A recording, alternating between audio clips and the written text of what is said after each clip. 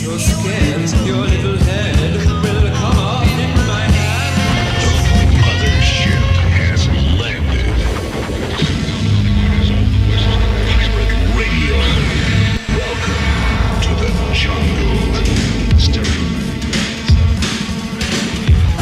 8th, 1979, all the fathers of Nobel Prize winners were rounded up by United Nations military units, all right? And actually forced at gunpoint to give semen samples in little plastic jars, which are now stored below Rockefeller Center underneath the ice skating rink. Wouldn't want to be there for the thaw. Ugh. I mean, it's disgusting. You know what they put in the water, don't you? Fluoride. Yeah, fluoride. On the pretext that it strengthens your teeth. That's ridiculous. You know what this stuff does to you? It actually weakens your will. Takes away the capacity for free and creative thought and makes you a slave to the state. So you ever wonder about all these militia groups, survivalist-type kooks from the right-wing side? They say that they're defending the country from the UN troops. These guys are yelling so loud, my theory is, and this is a conspiracy, pal, that they are the UN troops and that they're in place. The infrastructure's ready, it's just a fait accompli. When the time comes, they'll just take over and we'll all be told. Oswald, yeah, Oswald, that's what I said, Oswald. I mean, see, he said, I'm just a pasty, and that means that he didn't do it, right? So you want an arm and hammer, goes to the doctor, and the doctor said, hey, of the 1,000, I'm going to faith in somehow in 90 days $1,000 seed. You may already have the 1,000. It may be something you put aside for retirement or a college or a vacation.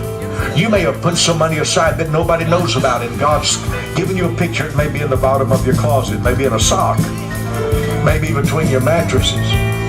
It may be an account that nobody knows about but you and God. That's not your harvest. That $1,000 won't get you anywhere until God touches it. Everything. In fact, I have a...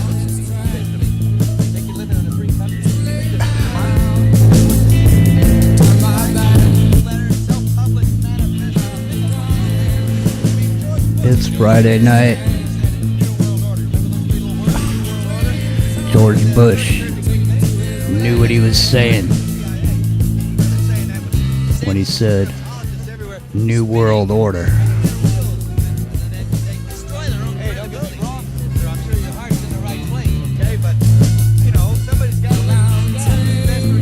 Hey,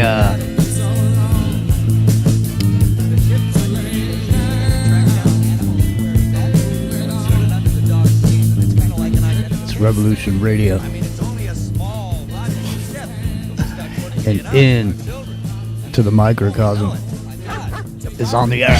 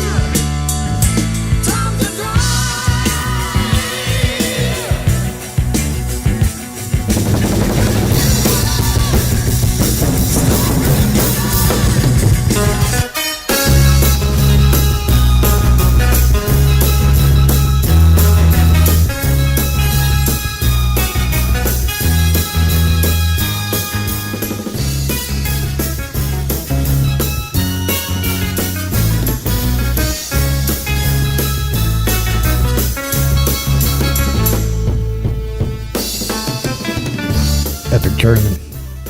Are you there?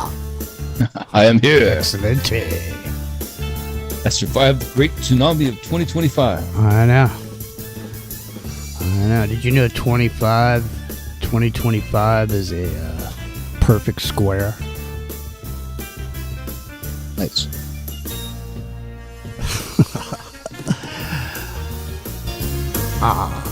There's Epic Journeyman, and Rockin' Rio is on the road He's in Texas. I tried to call him on Teams, but he didn't pick up. And I mean, literally, the shit that goes on 10 minutes before the show. I'm trying to get my coffee. All of a sudden, I go on YouTube. They want me to verify, 3-source verify. Then I'm sitting there and I'm trying to call you guys, and then Teams wants me to sign in. So then I got to sign in with Teams. Then I got to go over there and I got to get another text. No, I got to get an email. I get the email, then I got to go put the code in. Then I go put the code in, and I go to call you, and it says I got to sign in. Again. Get another It's been code. like that lately, man. I'm telling you, like everything, this double authentication thing, but it's more than that. You check the box. Don't ever do this again, or don't ask me again. Or keep me signed in, whatever. Yeah. It's not working. I had that just today. It's something at work I was trying to log into. Not for work for me, but benefit package thing. And it took me like 6 tries, double authenticating, getting the text back to me, doing all this other stuff. And it's not just that website; it's every website, just like you had today. I've been dealing with for the last couple weeks now. Seems to be doing that. And you know what they're doing? I figured it out, man. They're making sure you got to have your phone. No phone, no worky. Right? No phone, no worky. You better. I mean, the other thing is too, man. Now is with the Golden Toad is like proclaimed there will be no homelessness across the realm, and Everybody be dead. well, the thing is they do give homeless people cell phones. They do have cell phones, but in a sense, it's almost like a plastic tag in your ear. RFID Like you're chip. Yeah, you're one of the cattle. Serengeti plane. You're just one of the cattle out there, and so I think Ascension Month are now. Hey, Golden Eagle's in there. What's up, dude? Whoa. Golden Eagle got thrown in the pokey, hey? Yeah. All right, well, listen, hope everything's going okay, man. We're really glad to see you because we were worried about you. We thought it was something, life-threatening, but apparently you're okay. So that's good. It makes me happy. So now back, don't want to discount it, Golden Eagle. I got to get back to the show, but we are give us a call or something later on. Anyways, Epic German. So the Golden Toad has said there will be no more homelessness, and now there's something to do with mental health as well. Now, have you looked into any other shit? The mental health thing? No, I haven't. No, okay. I mean, into this homelessness thing, because it has to do with this mental health thing. And so, remember the Ronald Reagan thing that he did where he got rid of all this and he basically caused a lot of the homelessness?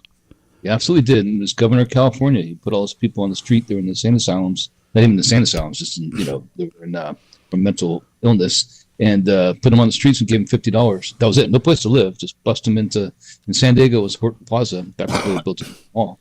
Just dumped everybody off on the street. That was there when it happened. Well, Trump's reversing that, and now what they're going to do, instead of throwing you out of the insane asylums, they're going to throw your ass in the insane asylum. And they'll put you in that ballroom in D.C. Dude, Listen to me. They're offering $50,000 sign-on bonuses to become a mask-wearing thug. Yeah, some ISIS character. With sleeve tattoos. And they're going to add the S on the end, aren't they? It's going to be ISIS. It won't be ISIS anymore. It'll be ISIS. Just start carrying the black flag now. Sleeve tattoos and a taste for sadomasochistic activity. You know what they are, Jimmy? There's those people in the Stanford experiments that push the electric buzzer, and the guys on the side, they just kept pressing the button and raising it to the thing. And some guys would do it, some guys wouldn't. The guys who kept pressing the button, that's the guys getting the $50,000 bonus right there. The people who ran the prison experiment, where they had the students, someone played the captors and some the guards, and some played the prisoners, and the captors became malicious and malevolent and sadistic. Yeah, they did those experiments, and now they're putting it to use, aren't they? Yeah, man, they are. And so the world has gone absolutely. If you were sitting there in 2012. Someone told you this is what it's going to be like in 2025, would you even believe them? I mean, it's so crazy. No, I wouldn't have believed it at all. Literally, I mean, the Golden Toad went in there and busted a clean 180 on every fucking thing he said he was going to do. Literally, busted a 180 on everything he said he was going to do. And what's even funnier is that you got all these people that invested so much into that thing. You know, they didn't stay unbiased or in the middle. You know, like, I mean, you should see Alex Jones over there. You should see the hoops and the fucking, I mean, this guy's trying to pull like a rabbit out of a hat or something. Yeah, the contortions, right? It's a contortionist. Mental contortionist. I mean, he should just straight, I mean, but, you know, he's got so much invested in it. You know, what's he going to do? But I tell you right now, they're put Maxwell in a lower security federal penitentiary. They're saying it's one of these lighter sentenced. Not even a fence. It's an honor camp. Basically. It's an honor camp. Yeah, it is. Well, you know, and that's one step removed, isn't it, from being released? That means he's going to partner, man. I knew that way back. He's going to 100% is going to. Yeah, man. Well, listen. Here's the thing. Now, have you seen some of these rumors that are flying around? So there's rumors flying around. One of them. Which one? Yeah. Yeah, this one is in relation to certain people's names being taken out of certain documents. Yeah, I've seen this. Yeah, they scrubbed all the Epstein files. There's 100,000 pages, more than 100,000 pages, and they had FBI agents working 24/7. This is a fact. It's not conjecture. Running through and looking for any instance of Trump's name. What came out today was that they basically blacked him out. You know.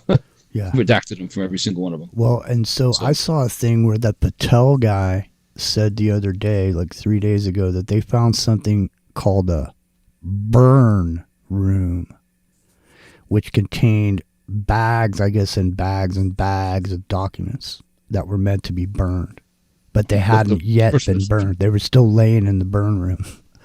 I guess they got hacked. That person got thrown out during the Elon Musk adventure through the government there. So I think you know, I don't know what they found in those bags, but I'm sure Maxwell knows what's in those bags. Well, that's why she needs to be worried. Actually, like, I know. My mom, she does. You know what my mom said? My mom said, in her opinion, she thinks someone's going to go into that low security prison and take her out. Well, what a lot of people forget is this was instigated by her family. Like, her family reached out because she was worried in the prison she was in. Like, we had to go back in time a little bit before all this hit the fan, before it all became, you know, a public spectacle like it is right now. And her family, and through her lawyer, her family was reaching out to try to get better security because she was worried something was going to happen to her in the prison she was in, right? Because of what she knew, you know, because what happened to Jeffrey. So. Yeah, I mean, look what happened. Not even a fence at that place. Somebody can walk in just as easy as they can walk out. That's what I'm saying. It'll be some crazed. Who will it be? They'll let the guy with the hammer out that assaulted Pelosi's husband. Well, would it be? Would it be? Right. Would it be someone like a crazed, white Christian gun owner? You know, it's got to fit the narrative. It'll be some 17th letter hopium dealer. Well, yeah. Well, it'll definitely fit that narrative for sure. But it'll probably be somebody that's like a radical, probably a radical feminist, but in the sense that, you know, she's locked up for it because she has all these strange beliefs or whatever, and she's the one that gets out, and like the mutilated girl in the Robin Williams movie, right? That they had the cult that was built around her, some kind of thing, but she did the way around. She'll be the bad person in this case. So it's at the world according to Garp. Hey, Mark. Hey, Mark, what's going on?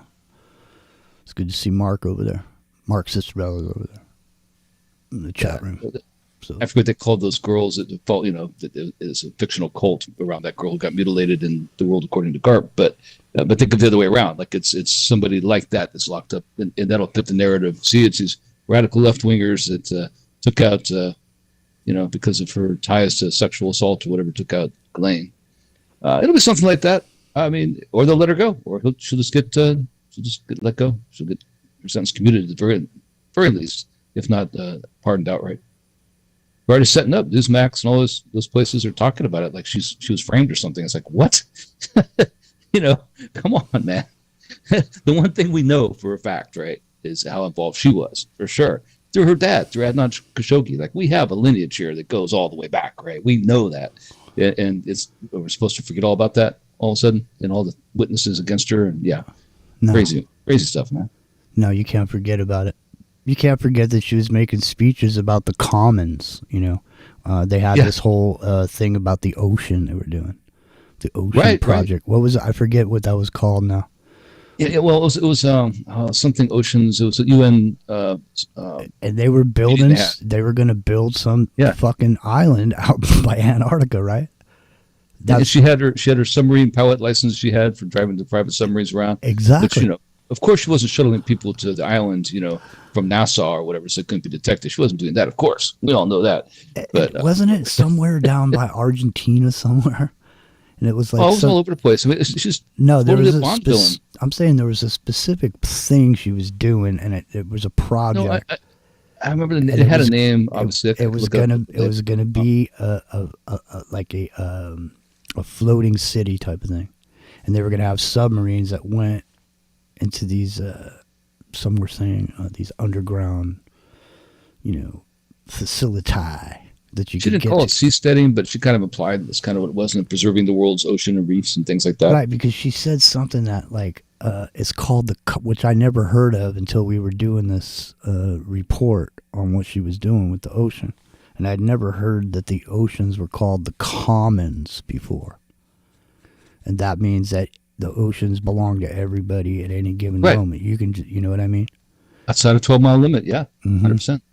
So I never really considered it like that, where, wait a minute, you can just build your own fucking city out there. You can have your own rules. It's like a country.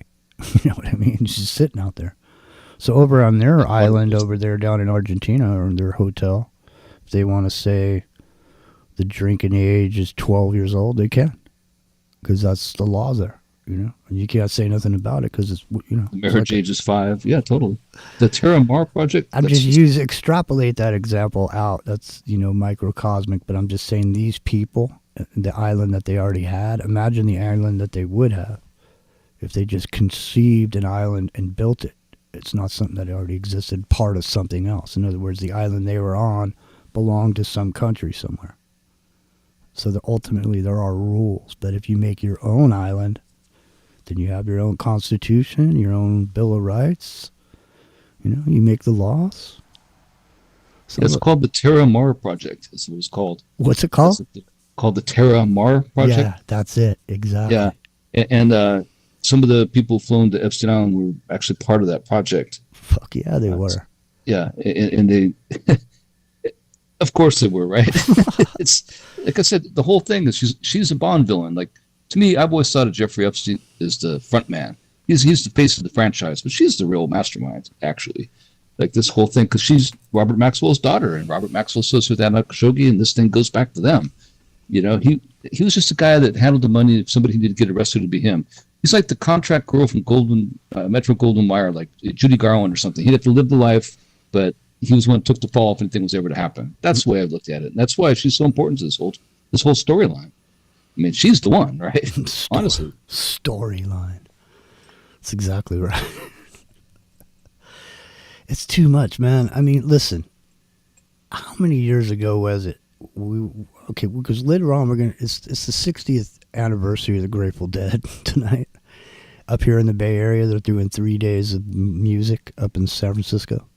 And we're gonna bring back to our research we did on the Grateful Dead and some of the characters and the players and all this. And I was bringing up something else now. I can't remember why. What did you just say, Epic Gentleman? Which part about Ghislaine being the front man or something else? So I don't. We were just talking about the script and these. Oh yeah, well yeah. So it's in other words.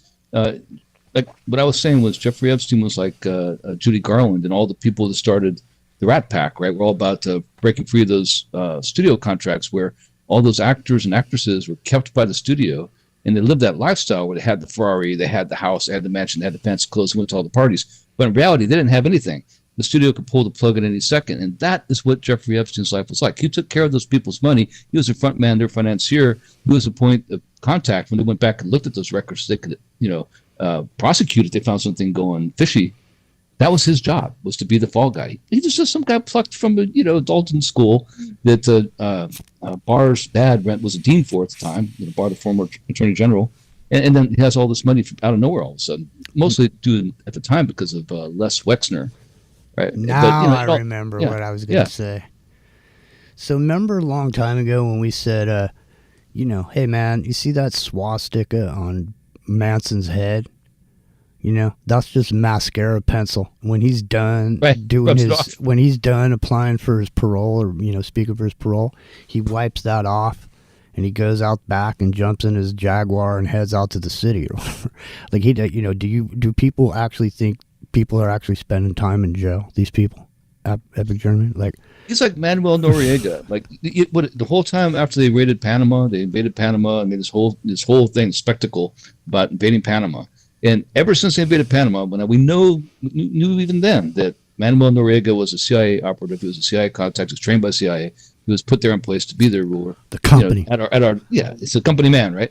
And you saw him twice that I've ever seen ever since, where it's just like walking around in a jumpsuit out in the yard. But yeah, then he walked out the back of the yard there to the building. He changed clothes and walked back out the other side and drove off. I mean, that is exactly what's going on probably right now with Ghislaine Maxwell, and that's exactly what happens to some of these people. I wouldn't be surprised at all if Charlie Manson had some kind of ability to get out and do things out beyond the jail cell. He was in solitary so much, right, that nobody sees him. Well, Charlie's in solitary again, man. He pissed off the man. Yeah, he's in there right now meditating. No, he was out there partying it up at the mansion or something with Hugh Hefner. These players never sit in jail for 1 minute, dude. Not at that level. I mean, really, honestly, does anyone really think she's been in jail sitting there this whole time? I mean, she could have been sitting somewhere on house arrest, one of those leg things that's sitting in something. Now they're, she's going to roll her out for this whole thing that they're doing right now. Well, it could very well be that she was if you recall, Jeffrey Epstein, he got to leave when he was locked up the first time. That they keep calling it, every single news outlet calls it a sweetheart deal. They have to say it like it's part of the script. They have to call it a sweetheart deal. They had the first time. He went during the night. He slept there at night, but during the day, he'd go off and work and do whatever he wanted to. So that was, he wasn't really in jail. So all those hours when he was outside the cell that we know he was outside the cell, he could do whatever he wanted to pretty much, right? And then he just went there and spent the night there. Well, did he even spend the night there? I mean, how would you know, honestly? I'm sure the cameras were broken there too, like they were the night he supposedly died, air quotes, right? So, yeah, I doubt it. He was there when he had to be. Let's put it that way. Like the gold in Fort Knox, or at least the set pieces that look like the gold in Fort Knox were there when they did the inspection in the Reagan administration. But that's the last time anybody ever saw it, isn't it? Well, man, I don't know. I don't see her sitting in jail, honestly. Not because of who her dad is. I mean, yeah, well, that's right. I mean, that's the thing. And when this whole thing started happening, everything that's happened, the Iranian thing, all that stuff that happened, it all happened around this whole moment of this Epstein thing. That this thing is so. This thing has so many far-reaching implications in it that people are scared shitless because people don't even know if their name's on that list. Not the list that went to the island, but the list of whatever else was going on there. People forget about the Ivana Maxwell connection. They were friends. Yeah, more than friends. They used to roll around New York, looking for young models, to sign up for the. Whatever it is, Young Miss America, what the fuck else? Well, yeah, I mean that's the thing. It was. And then she got pushed down the stairs, didn't she, Ivana? She went down. She went down. Yes, she sure did. She's buried at Bedminster Golf Course. So in a coffin that took 7 people weighed down. I mean, the entire time. They supposedly weighed 700 to 1,100 pounds. I forget what it was. Some ridiculous amount of weight. They said it was because it was lined in lead. And I still joke to this day, but only half. That it's full of lead bars that Putin gave him. Or not lead bars, gold bars that Putin gave him. That's why it weighed so much. It was buried in the backyard there at Bedminster, right? Because it's the kind of thing a 9-year-old would think of. That's the way he thinks. Like there's a movie called Condor Man. I don't know if you've seen it.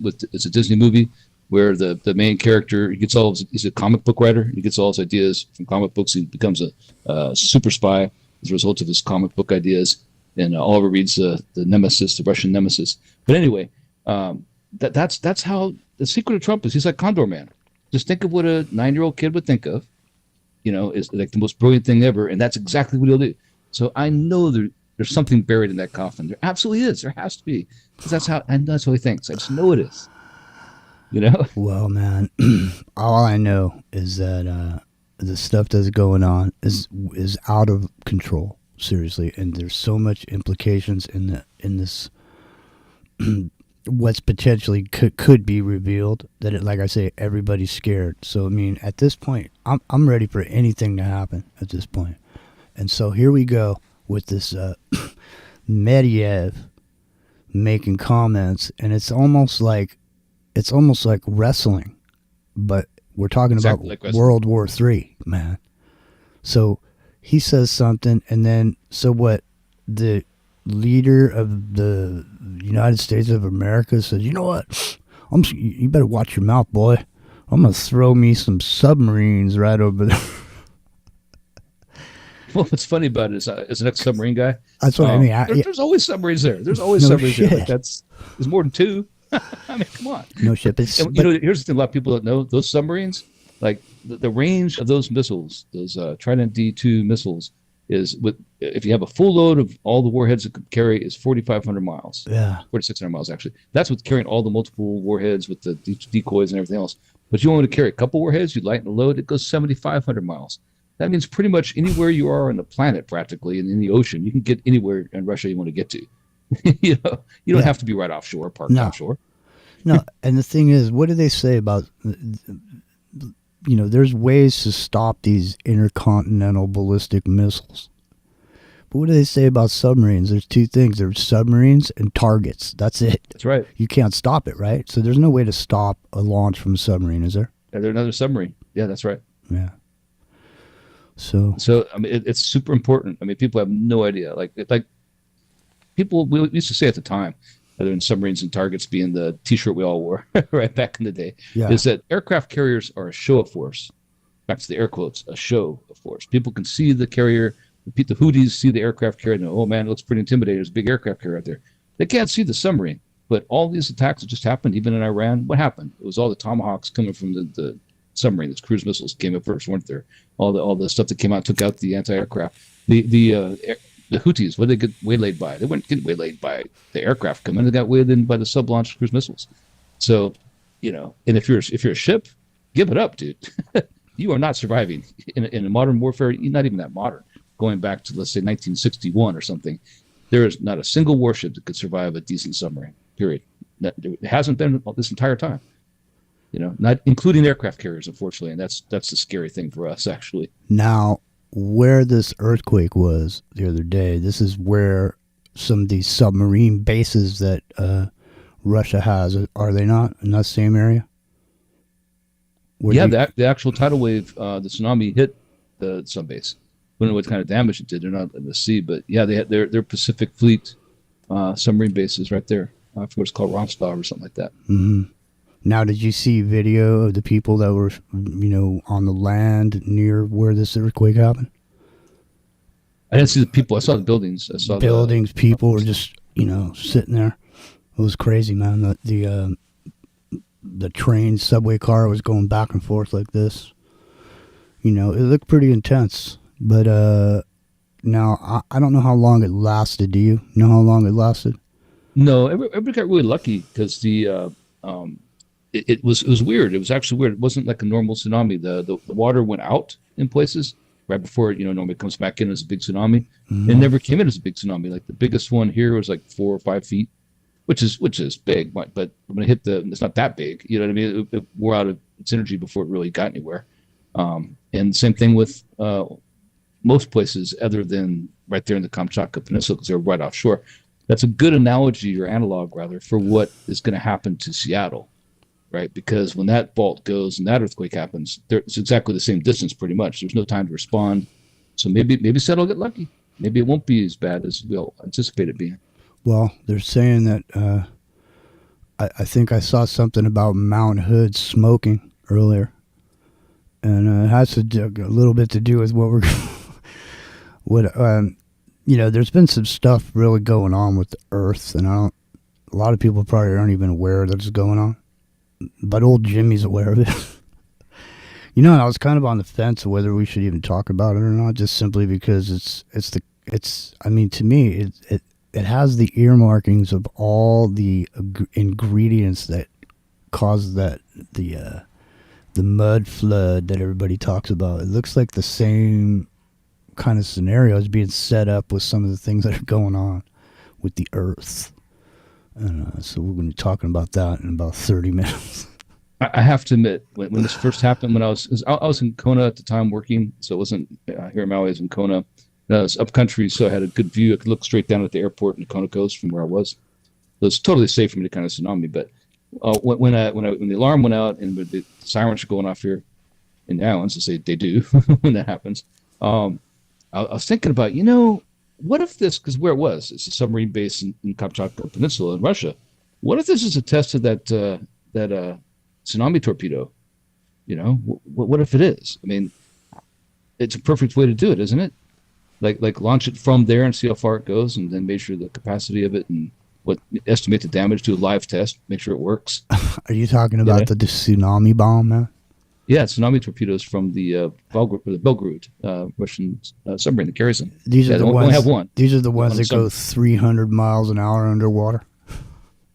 No, they actually lurk real slow, but they're 100 megatons, and they cause a tsunami when they go off. And the idea is to set it off near a coastline to. Yeah, I know, but I mean, I'm just saying when they sit there and then they all of a sudden take off, they go. I think it was 300 miles. I mean, obviously, it's not miles an hour in water, but equivalent to 300 miles an hour. No, they have those too. That's a different torpedo. Those to put an air pocket in front of the torpedo. As like vibration module, it clears the water pocket in front of it, and it makes like a water bubble, an air bubble rather, in the water, and then it accelerates to the air bubble, and it goes 300 miles an hour. Yeah. So the tsunami bomb. Now, what makes this so deadly is it the what is it in there? Cobalt? No. It's just the yield. So it's 100 megatons, which is bigger. To put that in perspective, what it be is 20 kilotons or so. It's 22 kilotons, I think, for Hiroshima.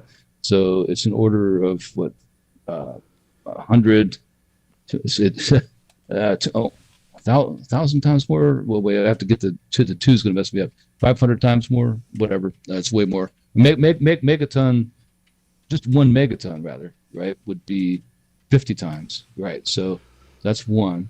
So around 20 kilotons, and then do 100 times that. So yeah. Well, so the thing is, though, what I'm saying is, it's not just the tidal wave itself that they say that it will also go hundreds of miles inland, and then the water. If they do it off the continental shelf where it accelerates, the water's gonna go shallow when it hits, right, and it's gonna accelerate up. It'll be 100-foot tidal wave, or maybe bigger, depending where they're at. And that will go, and it'll be hundreds of miles an hour, the actual tsunami itself, because tsunamis go that fast in general, but this will be one with that similar speed, maybe up to 500 miles an hour. And it'll go rush inland and wash miles inland, depending where you're at. It could completely wipe out Florida, for example, pretty much. Like, I mean, you want to be in Florida. Florida's like a cracker. Hey, the doctor is going full cavitation in the chat. I like it. All right, nice. Listen. So, but the thing is the water left over from the atomic tsunami. A bad word, doctor. It's a bad word for us submarine guys. We don't like cavitation. So, that's like a dirty word. Especially when you're wearing your submarine and Target T-shirts. Yeah, exactly. We don't cavitate. Cavitate means death. Yep. Don't cavitate. Don't cavitate.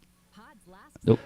Facilitate. Don't cavitate. All right, listen. So, the water itself, after the death and destruction of the tsunami is over, you have the lingering radioactive waters that are just basically everywhere at that point. So I mean, why would you want to kick the bear, man. Why do you want to mess with the bear? Why? Why? Why can't we sit? Why can't we just sit down like people and just Well, that's the right answer. Yeah, sit down like people and stop this nonsense, right? I mean, why do we have to have any weapons that could destroy the Earth like this in the first place? It's crazy. Because there's no more people. That's why. All the people are gone. There's only replicants left. Well, yeah, that's how it's going to be. It's like Beneath the Planet of the Apes. We've talked about it many times, where they have this. That's a cobalt bomb in that scenario, right? The doomsday weapon, and it's still around because all the people that knew how to use it are dead. The people who built it knew what it was for. Other than the fact it could wipe out the Earth, are gone. But now they have this religious cult built around the fact of having this thing that's like their god they worship. And that's how it will be. You can totally imagine that when the people go underground and the anchors that gave the knowledge they had before and the culture to operate from, to know how to use force and when not to use force, and what it meant to have more bravado than actual desire to do harm, just to keep the other guys at bay, right, from trying to do harm to you, and what detente meant, all that kind of thing. All those things go away, and it's just a bunch of guys who just know how to push the button at some point, or the robots that are left over behind us, right? That's it's not a great outcome. It's just not. Well, I'm in the Bear Clan, and I'm a lion. But don't make me roar. Hey, there's Billy Ray. What's up, man? If you want to join us, we can add you to the conversation through Teams, or you can call me on the cell or the Zoom number.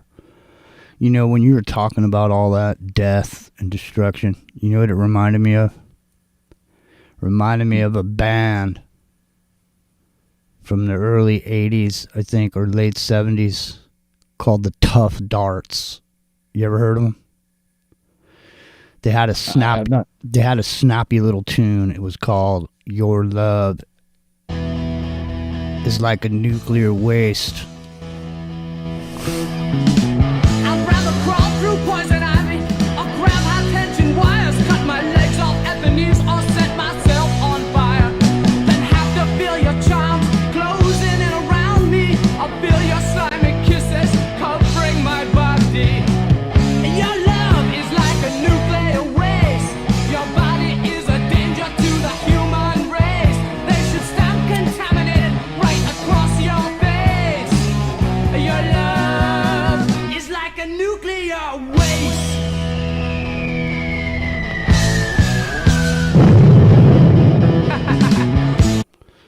There they go. I like it. It sounds like Sweet a little bit, doesn't it? It kind of does, yeah. They're the Tough Darts. I've heard it before. Now you played it, I've heard it before, back when I was a whippersnapper. Yeah, it what it sounds like too? It sounds like something that would be done by Spinal Tap, which is because they're advertising the Spinal Tap movies coming out. So of course I'm gonna obviously watch that because that movie's aged pretty well. Well, man, I mean, just the way the show has been going, just the scripts and the side, characters and everything that's been going on, it seems to me like no one really cares anymore about. I mean, they're almost to the point where they don't care. Yeah, it's this whole thing. There's a term for it, and nobody uses it anymore, and it's called toxic apathy. It's a literal term, and it has exactly the meaning we're talking about, where nobody cares anymore, and it's contagious, and it just pervades throughout society. And yet the thing is, nobody uses it. And I got to thinking about it just the other day, like, why does nobody use that term? And you know what it is? It's because of the stupid bullshit that we saw for like the last 5 years with toxic masculinity and pronouns that never existed before. And people said, oh, bullshit, it sounds too much like one of those things, and just forgot about it. But it has a meaning. It's legit. It's an issue, throw out the man. baby with the bathwater, right? I mean, because here's a good term. You throw out all the terms because they sound. I hate the term woke, but that's what they sound like now. It's like, oh, okay, just throw it out with the toxic masculinity. Dude, can you believe? It's R. Can you believe it even got to a point where that song "It's Cold Outside" became an issue? I cannot believe that became an issue. It boggles my mind that became literally an issue. It was an issue that people were pissed off. There were people demonstrating, Jimmy. There were people demonstrating in the streets in New York about that playing on the radio. I could not believe it, but it happened. It's literally, I mean, that's what I mean. Anyone could hire any group of people. Hey, man, let's put an ad on Craigslist and hire about like 9 guys. We'll pay $200 a piece. You know, and you got to go down in the middle of Main Street, wear a pussy hat, strip naked, and bark like a Russian wolfhound until you draw a crowd. You know what I mean? And what are you just paying them like $200 an hour, or whatever you're paying them, a couple grand? You know, just think of, think of the power of Bernays when he got the ladies coming down there in that parade and they started pulling out cigarettes and smoking them and all that. You know what I mean? Just take that and now apply it. Now anyone can do that with any purpose or any reason or any issue. You could just hire a bunch of people. They don't give a shit about the issue. All they care about is that $200 they're going to get. Nova did a show on PBS back when we had PBS. I guess they're closing down now. Called The Human Zoo. They had different variations of it, and one of them was they just had all these scenarios where people. It was all actors, right? All actors except the one person they're up against, or maybe the crowd. And one of the things, the first things they did, I think it was them, was where they just start looking up in the sky. No reason. It's like 2 or 3 people just looking up in the sky. And the next thing you have is like the whole crowd looking up in the sky. Like, what's going on? What is it, right? There's nothing there. They're just trying to make everybody do that, right? Or another example would be like the girls. She's an actress, and she's a really kind of big woman, and she has trouble with her suitcase going up an escalator, and nobody's helping her. And they get some hot model-looking girl, and she has a little bit of trouble getting up the escalator, and 5 people run up there. That kind of thing. Like, and then it's all kinds of things like that, and it's amazing to see how programmable and predictable we actually are, depending on the social norms of our time and what's considered. But we're like we're so far down the road at this point that it's not even. I don't even think at this point. I mean, the programming that's led up into this point and everything that was learned starting back was some of the stuff we're going to be talking about next hour with the frequencies and stuff. I mean, at this point, you could literally, we could all be being hit with a frequency that makes us have toxic apathy, man. Well, 100%. 100% you can, because you don't feel like getting out of the chair. Yeah, I mean, it's literally that kind of level. I mean, it's enough to just make you.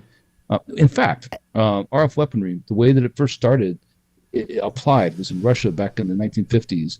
And they used these little broadband transmitters about 4 feet tall, and at that time they had these asylums for dissidents. They put out, it was a click that went out every second. And it was click, click, click. They didn't know what frequency would be that would work exactly, so it just did them all. But what it did is it interrupted people's thought trains, and this became zombified. They just walked around, water salivating at the mouth, wandering around like zombies, man, because they couldn't maintain the thought train. It just kept every second their thought train was getting interrupted by this pulse. And that is exactly the kind of thing, once you refine it, what that frequency is and how to use it, and what different variants of it are, make different levels of that kind of, whether it be apathy or agitation or even nausea, all these different levels of things, right? Because they tried them all. They've been working at it for 75 years that we know. That's what I mean. They got it dialed in now. They get eliminated 99 of the other things, and they got the one thing that they know, right? And it's going right in you. It's in you, man. That's why you need to carry your phone around, so you can translate that stuff right to you without the radio.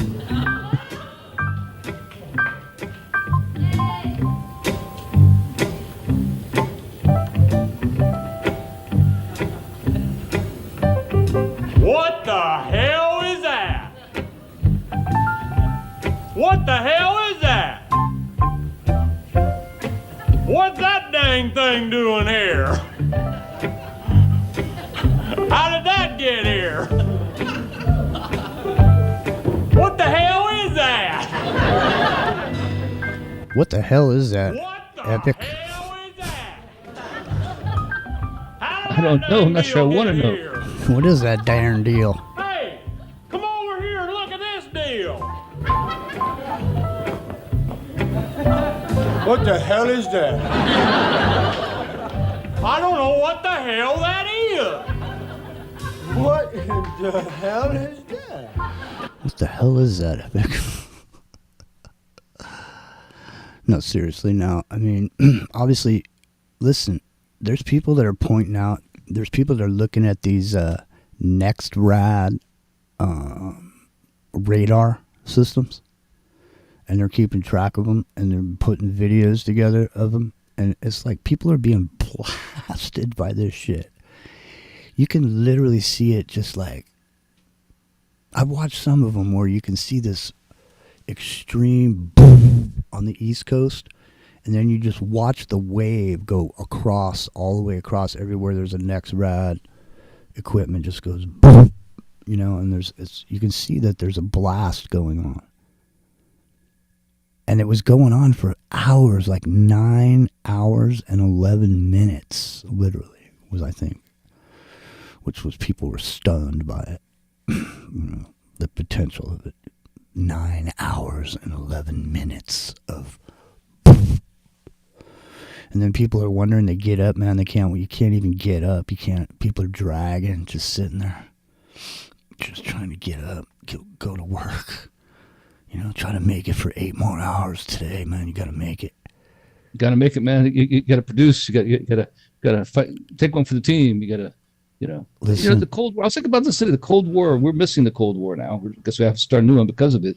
Because back in the day, for 50 years or more, we had the sword of Damocles hanging over our head all the time. Everybody had this anxiety about any second could be the day it all ended because of the nuclear war could break out any second. Mm-hmm. You know, you had the duck and cover things at the school. You had all these things, all these propaganda films we watched as kids. Yep. A lot of us joined the military and things. And I got to thinking about the fact that what if it's not just the propaganda and the constant anxiety being brought on by the culture we were in at the time. But what about that woodpecker frequency? What if that frequency sent over the northern hemisphere that entire time was that tuned in frequency to give us a little bit extra nudge, a little bit more anxiety, right? That entire time that was going on. Nobody knew what that woodpecker frequency was. I thought it was some kind of, missile detection system or something the Soviets were running. But what if it wasn't? What if it was just a bunch of arrays we had on our own up there, on the ice in the North Pole, or even just up on Greenland or something going across?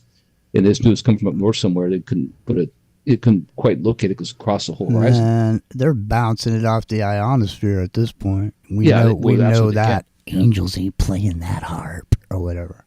Yeah, but it was going on that entire time, and all of a sudden it just kind of stopped. What was that all about? They miniaturized harp, okay, and they floated around in the ocean. Right.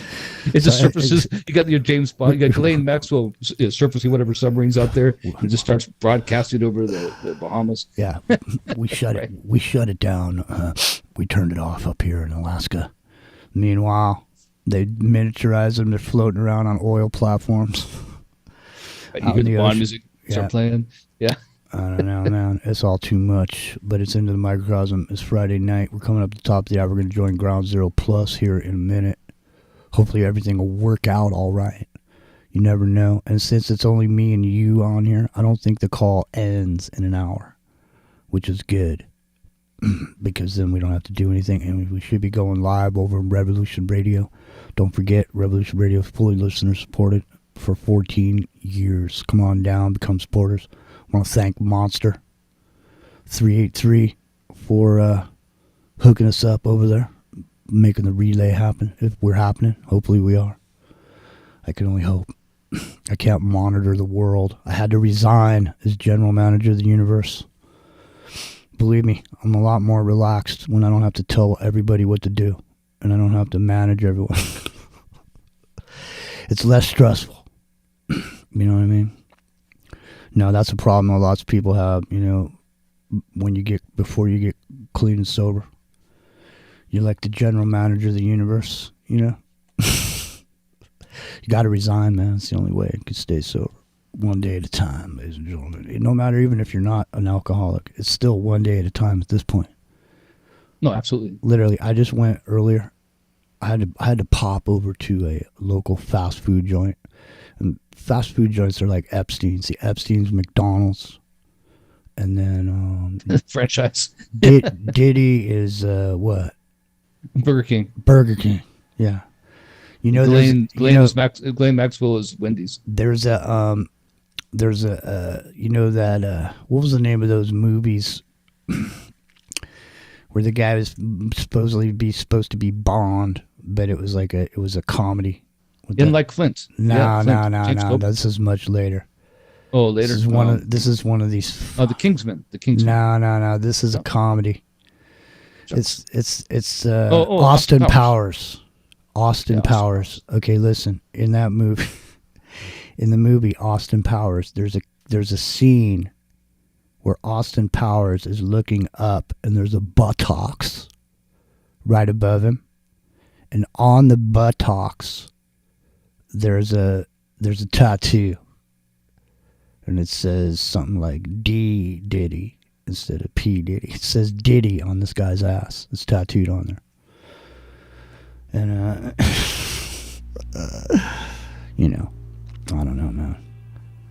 I saw That's the other rumorville thing going around today, right? Is that I don't know if you saw that the rumor is that I don't know if there's any truth to it at all. It's a rumor that there's talk of pardoning P Diddy I wouldn't doubt it, man. along with Maxwell. Yeah, before Maxwell actually, like to pardon him first, take the heat off a little bit, and then pardon Maxwell. We'll see. She's getting pardoned or is not going to get out of that jail. One of the two.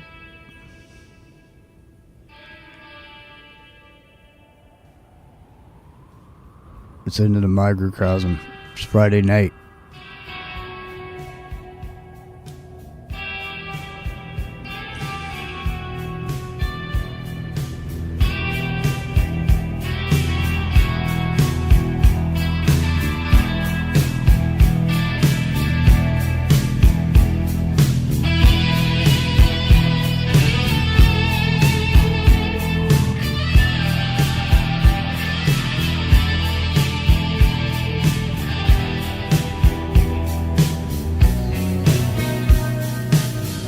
Sons of vengeance, can you rescue me? They got me tied up to a wall tree. They had me screaming out in the night. I'm beginning to see what's wrong and what is right. What is wrong and what is right?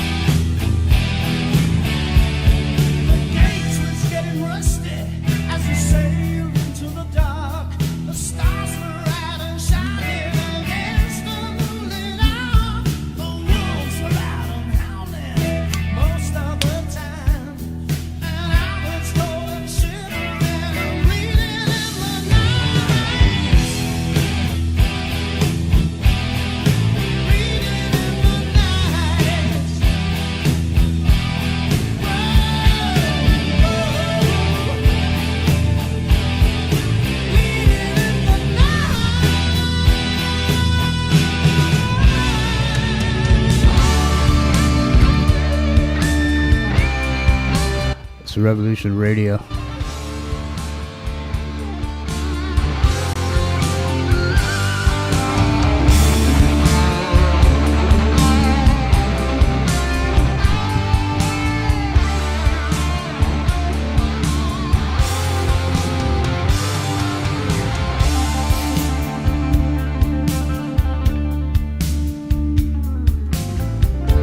I see you bleed, feelings you close up.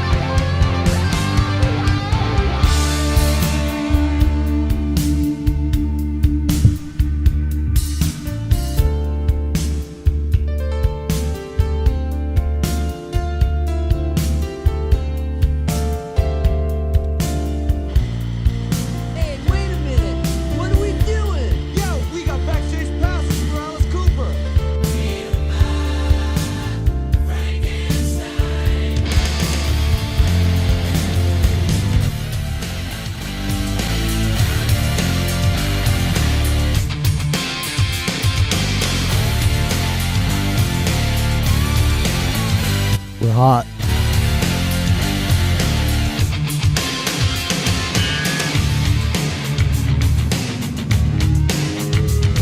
Well, I ain't evil, I'm just good looking. Start a little fire, baby, start cooking. I'm a hungry man, but I don't want pizza. I'll blow down your house, and then I'm gonna eat ya. Bring you to a simmer, right on time. Run my greasy fingers up your greasy spine. Feed my Frankenstein, make my libido. He's a psycho. Feed my Frankenstein, hungry for love and it's feeding time. You don't wanna talk, so baby shut up and let me drink the wine from your third teacup. They'll croak. Mothership has landed. Make my tattoos melt in my hand. To the jungle. Hey, it's into the microcosm, hour number 2. Mom's Jimmy.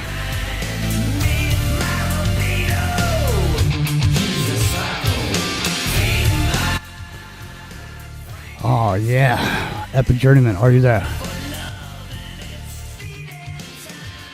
I am here. Excellent. I had to get my mic unmuted. Yeah. Right on. Well, hey, it's good to see Having a everybody. flashback. Having a flashback, man. I know. Flashing back to a show we did 7 years ago. I know. 7 years ago it's been, eh? Might be 8. 7 for sure. Well, there goes Alice Cooper. He still looks the same. Oh, maybe that's a video from a long time ago. I don't know.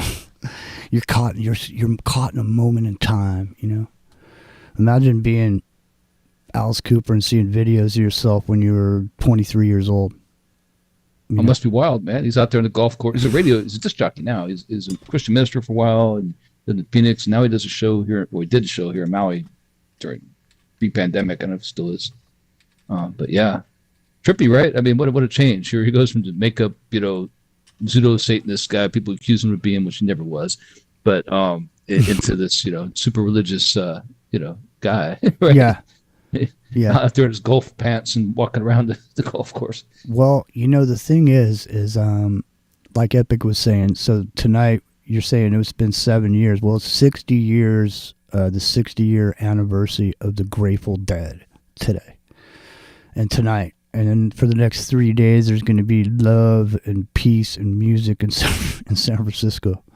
So they're going to be having music up there. But, Epic German and I, you're saying it was 7 years ago? I would believe it's that long. It's been that long. But oh yeah, at least 6. Yeah, at least 6. So we're going to revisit some of what we talked about 7 years ago tonight because it's relevant even as we speak today, just simply because what we were talking about moments ago about being hit with frequencies to give you what'd you call it, Epic Journey? Extreme apathy or what? Toxic apathy. Toxic apathy.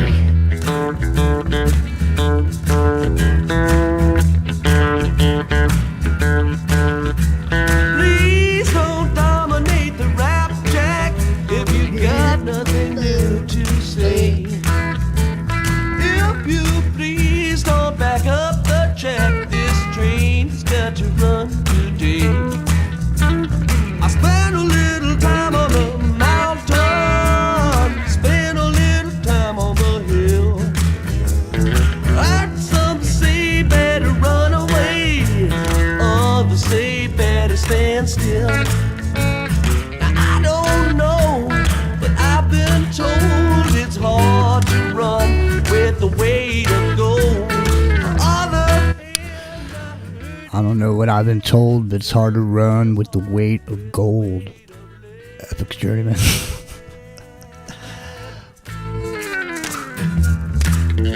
The company, man. The company. No, so Epic Journeyman and I had done quite a bit of work in regards to Stanford Research Institute. And we were talking about Stanford Research Institute when no one was talking about Stanford Research Institute. Not a soul was talking about it. Not a soul. And everybody's talking about Yale this, Harvard that. But nobody was really saying anything about the real silent player in the Silicon Valley, you know? And you see the Silicon Valley is still at the forefront of what's going on in the world today, obviously. But, you know, it was an epicenter at the time for this new revolution, you know, the hippies and the flower power and everything going on, the Haight-Ashbury district, you know, which was totally in epic Germany. Now, there was a bunch of undercover military operatives in the hippie movement, a bunch of bearded dudes, you know, with headbands, you know, like Dr. Jolly West, yeah, smoking dopes, rolling big old joints. They used to have, remember back in the 60s, they had a certain kind of weed. It was called, you could buy it, it was like $15 an ounce. It was called Commercial. I wonder why they called it. Here's Commercial. Was the dead a psyop? Well, let me just say this, Doctor. Always will. Now I don't know, but I've been told if the horse don't pull, you got to carry the load. If the horse don't pull, you got to carry the load, Doctor. Well, no, I mean, obviously, I didn't dig it up, and I will as we speak. But you know, there's a clip with Bob Weir, you know, where they're talking about a show that never happened. People thought that this dead show happened in New York, Syracuse, and he, meaning Bob Weir, was on a show where they were talking about this box set. And then all of a sudden, here comes Bob Weir, and he's sitting behind his desk telling the story. You know, I don't know who this prick was that was sitting over on the couch. It was somebody. Yeah, it was a whole group of the dead. No, I know, but there was one guy that was on the couch that was there with Bob Weir that was not in the dead, but he was some dude that hung around, or he was like he was some guy. He definitely wasn't the stage. Yeah. He was just somebody that was always around. So I don't know. Associate. Right, so I don't know who he was, but he was sitting over there piping in about some shit. And this is where this whole conversation about, you know, Bob Weir saying that, well, hey, did you go into a 7-Eleven and there was like a guy and handed you a real kind of stylish sort of tinfoil hat or whatever? Here, I'll dig up the clip. Jump in here, Epic Journeyman. Now, so this is this Syracuse, New York show that supposedly never happened. Now, there was a giant 50,000 watt radio tower in this town that was owned by Disney. Let me put that in there. Let me go dig this clip up of him. Oh, go ahead. Yeah, the amazing thing about this clip that you was going to find is that this show that never happened. It's actually there's a compilation album Grateful Dead made that even refers to it. Of course, they have all the tapes of all the people that recorded these dead shows because they encouraged people to record at their shows, unlike a lot of bands today. And some of these things are derived from that. Even there, it doesn't really have the show. And one of the things they say during this interview, it's like an open, just like they're all sitting around talking, you know, different, just chairs, aligned around the guy at the desk, and they're saying, "Yeah, it's the best show we ever did, man." A lot of people say it's the best show we ever performed, and you know, all this other stuff. And the famous quote, which Jimmy dig up, is, "It's a company, man." Because he said, because the guy, the dude on the couch, band members goes, he goes, yeah, well, that's because it was the CIA. You can't call it that, man. Yeah, it's the company, man. He keeps saying it over and over again. Okay, so I gotta try to find this here in this whole clip. Let me see. Let me check in with it real quick. Here, take a listen. Anyway, it's the 60th anniversary, so whatever they're saying, so it's dead. We'd be playing there, and then we'd see everybody freaking out in the control room, and there was a Buddy Miles alert. People were and guys, the engineers would come running out and just pack up all the microphones. We'd be in the middle of a take, and they were locking up all the microphones and stuff like that. Because he was kind of. Okay, hang on. Let me. So in Lakeland, Florida, you know, when I was looking at the passes, I remembered that.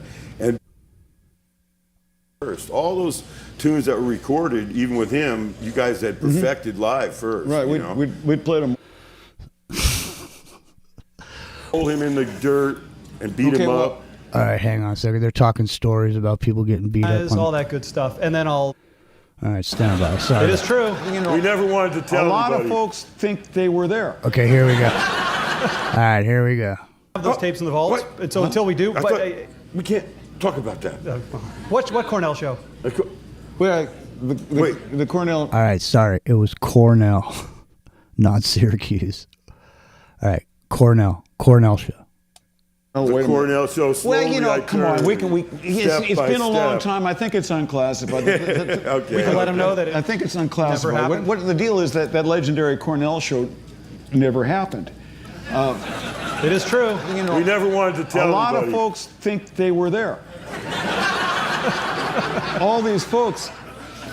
If you think you were there, just ask yourself, Right. were you in a 7-Eleven or a Burger King or something like that, and somebody came up to you, somebody from the company, came up to you and said, hey, wait, you look like just the kind of guy who might dig this hat. And it was sort of a kind of a well-made, sort of semi-elegant tinfoil hat. And if you All right, hold on a second. If you're over on YouTube, I'm going to back this up a minute. Okay, for some reason, in the middle of this story, they flash on this prick in the audience. Hold on. tinfoil hat. Okay, this dude's on the screen right now. Is this guy not his handler? Look at this dude. What is this dude even doing there? You see him? And why are they showing him? Why is they panning out to this fucking guy? They're like, he's in the audience. You better be cool, Bob. You better not say nothing. Well, he doesn't belong there. Look at his hairstyle. Look at his glasses. Look at his metrosexual kind of look in a way. He's not as groomed as well as they are, but I mean that kind of idea. He's not a deadhead. No, obviously. He's talking like a screenwriter from Hollywood, isn't he? I'm talking about the dude in the hat as an operator, man. Oh, the guy in the hat. Look at the guy next to him. Yeah, neither one of them looks like they're there. It looks like they put him up to it. Like why are this they? Is their script. Yeah, like why are they flashing on these guys in the middle of this? That's what I don't get. All right, here we go. If people would put it on. Style at the time.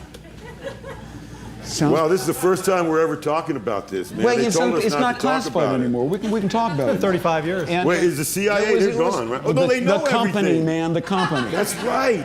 They're listening anyway. It don't matter now. What? They hear everything, right? So the company had us do. We were playing over here in San Rafael at Front Street, our studio. Okay, so they were playing in San Rafael, it's here in the Bay Area, at Front Street, at their studio. And it was a very successful experiment. People still to this day think that concert actually happened. They enjoyed themselves too. And they enjoyed themselves thoroughly, and that's the great thing, man. That's a good thing to use mind control for, to make people have a good time, I think. Absolutely. I mean, if you're going to have a good time. Where's the downside? Everybody thinks that you guys played great that night. Where's the downside? It was a very successful experiment. People still to this day think that concert actually happened. They enjoyed themselves too. And they enjoyed themselves thoroughly, and that's the great thing, man. That's a good thing to use mind control for. And they enjoyed themselves thoroughly, and that's the great thing, man. That's a good thing to use mind control for, to make people have a good time, I think. Make people have a good time. Sounds a little bit like Tommy Chong there, doesn't he? But yeah, absolutely. That's the quote of the show, in my opinion, like that. I mean, okay, let's say it's all scripted. Those guys are screenwriters they pan to out in the audience. Okay, well, still, why'd they even do it? Like, why make the skit if it was a skit? But it's not a skit. People actually believe the show really happened. They do. It's one of those things that in the chat we're talking about Mandela effect a little bit. That is a Mandela effect. It's absolutely one. People do believe that actually happened. They claimed that they were there, their parents were there, and talked about it. All these kind of things. It's definitely etched in the human psyche. It's in the it's there. So now the thing is too, is there's a movie that's called The Wall of Sound. Yes, and that really got us going on this. Yeah, and this is a documentary about the original wall of sound that the Dead had, and in it, obviously they have a bunch of interviews with people. One of the people they interview is this guy by the name of Steve Parrish, who I met 1,000,000 times because Jerry Garcia played at the club that I worked at 1,000,000 times. And every time Steve Parrish was the, road manager coming in there for the Jerry Garcia band. But he was also the road manager for the, Grateful Dead. And he was always around Jerry and them. But he's on that video, he's on that documentary saying right on there that they were working with the government. They were proud of it. There's Bob Weir right there. To me, it's undoubtedly that's true. Here's like that. Yeah. I'm just saying. Here's Bob Weir. Listen to the energy in Bob Weir's voice when he said it was a very successful experiment. I mean, I have a feeling that Bob Weir, when he's laying back on his Adirondack chair in his nice, place wherever he lives, and he's thinking about shit. I think that's one of the things he's proud of is whatever they did with the government and frequency response. And because why did people follow the Grateful Dead all over the face of the earth? I mean, and give up everything they had to follow them around. You ever thought about that? I have, yeah. No, I know you have. I have too. And, lots of people have. And people were thinking about it back then. I mean, there was a whole group of people that were all around. Everybody in the Bay Area was, Timothy Leary was around here. Richard Allen Miller was around here. Richard Allen Miller and Kesey. Yeah. Well, yeah. Yeshua Reloaded in chat says LSD, and that plays a role 100%. 100%. So Epic Journeyman. Now, so once we got on, we'll dial into this a little tighter in a minute. So I'm just we're trying to give you guys a brief overview because there's a lot of material here to go over. And we're just doing it off the cuff, and we haven't talked about it in 7 years, man. All right, so listen. We found the direct connection between the Grateful Dead, what was going on with the band, the Grateful Dead, the sound systems, the instruments being played during the concerts. And, of course, it led back to Stanford Research Institute. And then this is where Epic and I came together with with what he had done, the research he had done in relation to Ken Kesey and some of these AI experiments that were happening back then. You want to jump in there, Epic Journeyman? Are you there, man?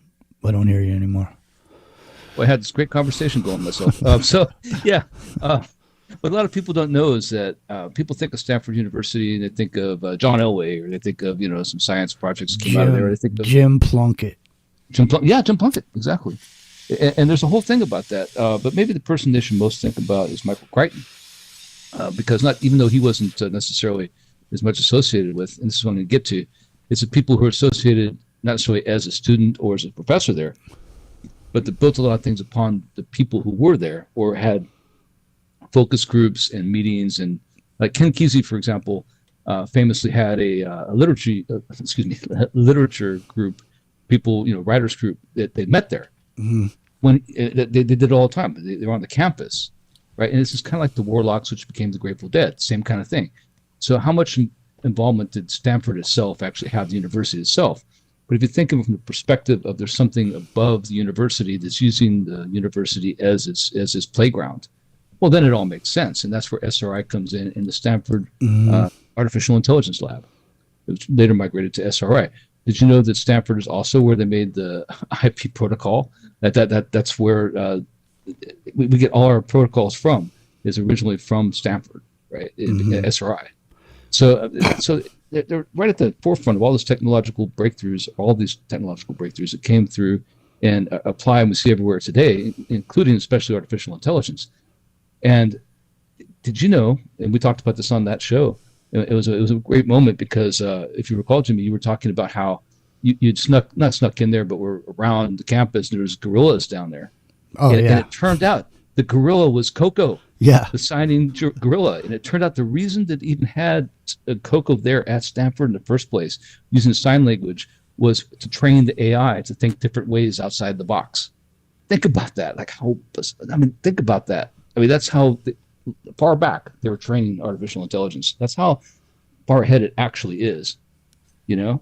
So you go there, and without going off on the AI track, Yeah. we're just laying the groundwork and saying, well, now we're talking about how other ways can you affect the psyche, the mind of man, the fabric of reality through our manifestation capability of our minds. And how can you stretch that? How can you apply that? How can you make that something usable as a resource? And if you look at this with the Grateful Dead, Ken Kesey, all these characters who are there, and a character we're going to talk about in a minute, I'm sure, because it's very important to all this. It was all about this sonic soundscape that reached the subconscious mind, you know? So, well, and this, you know, these experiments are early on. I mean, at some point there was a big realization about dopamine. And so the thing is there's this combination that they were working on a combination of three things: the frequency response, the dopamine response, Epic Journeyman, and then they had a project up in San Francisco. It was the Acid Whorehouse. You remember that? We talked about it. You give the details on it. Well, so the thing was they would dose people, and then they had prostitutes in there, and they would film people being manipulated by these prostitutes. So on and so forth. There's MK Midnight Climax was associated with that. Yeah, and that's where Dr. Jolly West comes in, who's associated with Charlie Manson, which we won't go sidelong into that, but there's a whole thing with that too. That ties into Julian West ties into Timothy Leary, ties into directly to Charlie Manson. So it's the same venue. I mean, the same lineage. We're talking about the same exact source where they're all coming from. So they're trying to get it dialed in so that they could have a result based off of the frequencies and the drugs, and everything that was going on. So they were actually creating a standing wave on stage, Epic Journeyman, and they were using, in some cases, the bass guitar that they were using then was designed specifically for them. And, yes, if you don't mind, I'll mention some names so the audience can get used to these names and kind of get us where we're talking. So think of these names: Jerry Garcia, Stanley Clark, Bob Weir, Jack Cassidy, John Entwistle, and John McVie. Most of those people you know, it's the bassist for The Who, the bassist for the Grateful Dead, the guitar player for the Grateful Dead. Stanley Clark's just a fantastic musician. Bass player. Yeah, and John Entwistle is a bass player for The Who. And John McVie is a bass player for Fleetwood Mac. Fleetwood Mac is John McVie, right? Fleetwood John McVie. Mm-hmm. So remember those names because they're going to come into this conversation later. That they absolutely apply to this, but it really comes back to the origin story is Jerry Garcia and Bob Weir, and the person they were associated with, who is associated with all these other people. And it's pretty amazing, actually. Don't bury the bury the lead. Let's get into it. Yeah, well, I mean, the thing about it is that so why did people follow the Dead everywhere? Were they great? Lots of people hate the Dead. Certain people hate it. I hated the Dead at the time. Certain people hate the Dead, but the thing is certain people can't be hypnotized. So in a room full of people, only a certain amount of people can be hypnotized in that room. And if I'm a hypnotist, I don't give a shit about the rest of you who can't be hypnotized. The only people I care about is the ones that I can hypnotize. Okay, so if you didn't like the Dead, it didn't matter. The people that did like it, well, they felt whatever it was that was going on there, the frequencies that were being delivered, the dopamine delivery. Remember I said there's three things. There's the dopamine, frequency, and hypnosis. Yeah.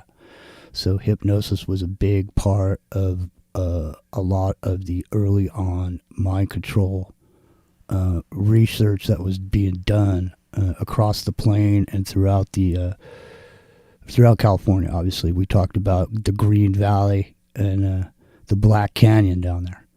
You know, we'll get into some of the Black Canyon a little bit later, but right now what we're talking about is this. So now Epic Journeyman, Ken Kesey, this bus that they had painted, they were really just going, basically driving around, trying to get as many people to take LSD as they possibly could, because the more people that took it and had the experience, even if you didn't have the experience, it wouldn't matter if enough people had the experience, that they could change the course of society. It's the first implementation on a wide scale of the social contagion being weaponized. It is. It's the first time they ever did it. Like, to see if they could spread and shape culture to the spread of a social contagion assisted by LSD in this case, and the music. And this music wasn't just the music, it was the sound behind the music. Soundscape. Now, yeah, exactly, a soundscape. Now, some of the reasons why a lot of people hate the Dead is because there's a certain, Bob Weir had a certain, I don't know, it's like this disgusting trebly tone. Like, there's something about it that just makes me it makes me scrunch my face up like I smelled a big lump of something. Like I stepped in something on the way in here. Right. I just couldn't stand Bob Weir's guitar tone, personally. I was much more, I would have to say, I was more of a Jerry man, you might say, because I did enjoy many shows. At first, I didn't, let's put it this way. At first, I was not a Jerry man. I hated Jerry Garcia. I hated the Dead because I listened to metal. So I didn't want to listen to any of that. I wasn't interested then. But as time went on, after enough shows of Jerry coming through the place that I worked there for 10 years, so he came through there, a couple times a year or whatever. So at some point, I switched over to where I really liked the people, but I didn't necessarily care for the music too much still. But it wasn't until later on that I started to understand what I was listening to. Because at a certain point in my life, I didn't like it because I didn't understand it, I guess I could say. But then there became a point where I could understand it, and then it made sense to me. It's like reading a book. You could read a book. If you don't have the knowledge to process what you're reading, it'll mean something to you at one point in your life. You read a book in your 20s, and fucking read that book in your 40s, and then read that book in your 60s, and it'll mean something different to you every time you read it, because as you get further on down the road, you have an understanding. So at some point, I developed an understanding, and then, of course, then Epic and I got together, and we started looking at this stuff, and, what are you going to do, man? It's Ground Zero Plus.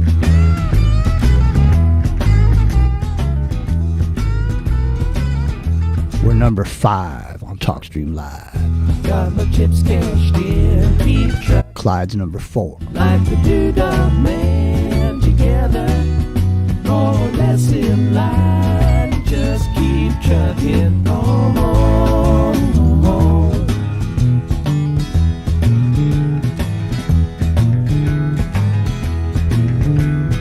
Arrows of neon and flashing marquees out on Main Street. Chicago, New York, Detroit, and it's all on the same street. A typical city involved in a typical daydream. Hang it up and see what tomorrow brings. Dallas got a soft machine. Houston, too close to New Orleans. New York got the ways and means and just won't let you be. Bob Weir, man. You ever hear Bob Weir talk about Jerry Garcia after he died? Like, you know what I mean? He just sit there and he's just. It's clear there was definitely some Personality conflict. Yeah. I mean, he doesn't. I don't know if he doesn't. I don't know if Bob Weir quit doing drugs at some point or he never did. I don't know what his fucking trip is, but I get that impression. I do. I get that impression Yeah, about him. so- He's a witty kind of, not only saying witty, he's a smart guy that knows he's smart. so The type. yeah. So Right. entrainment, hypnosis. That's the word, exactly. and Entrainment dopamine. is what we're all talking about today. Yeah, we'll jump in there. So Yeah. entrainment. So entrainment, people think of a term you often hear is psychic driving, and what they really mean is entrainment. So psychic driving, that's one thing, but it has a different meaning. So psychic driving means you keep driving an idea or a sound. It's like I until love you. it's It's like overcomes the yeah, and I love you. Yeah, exactly. It's just it becomes conformity essentially.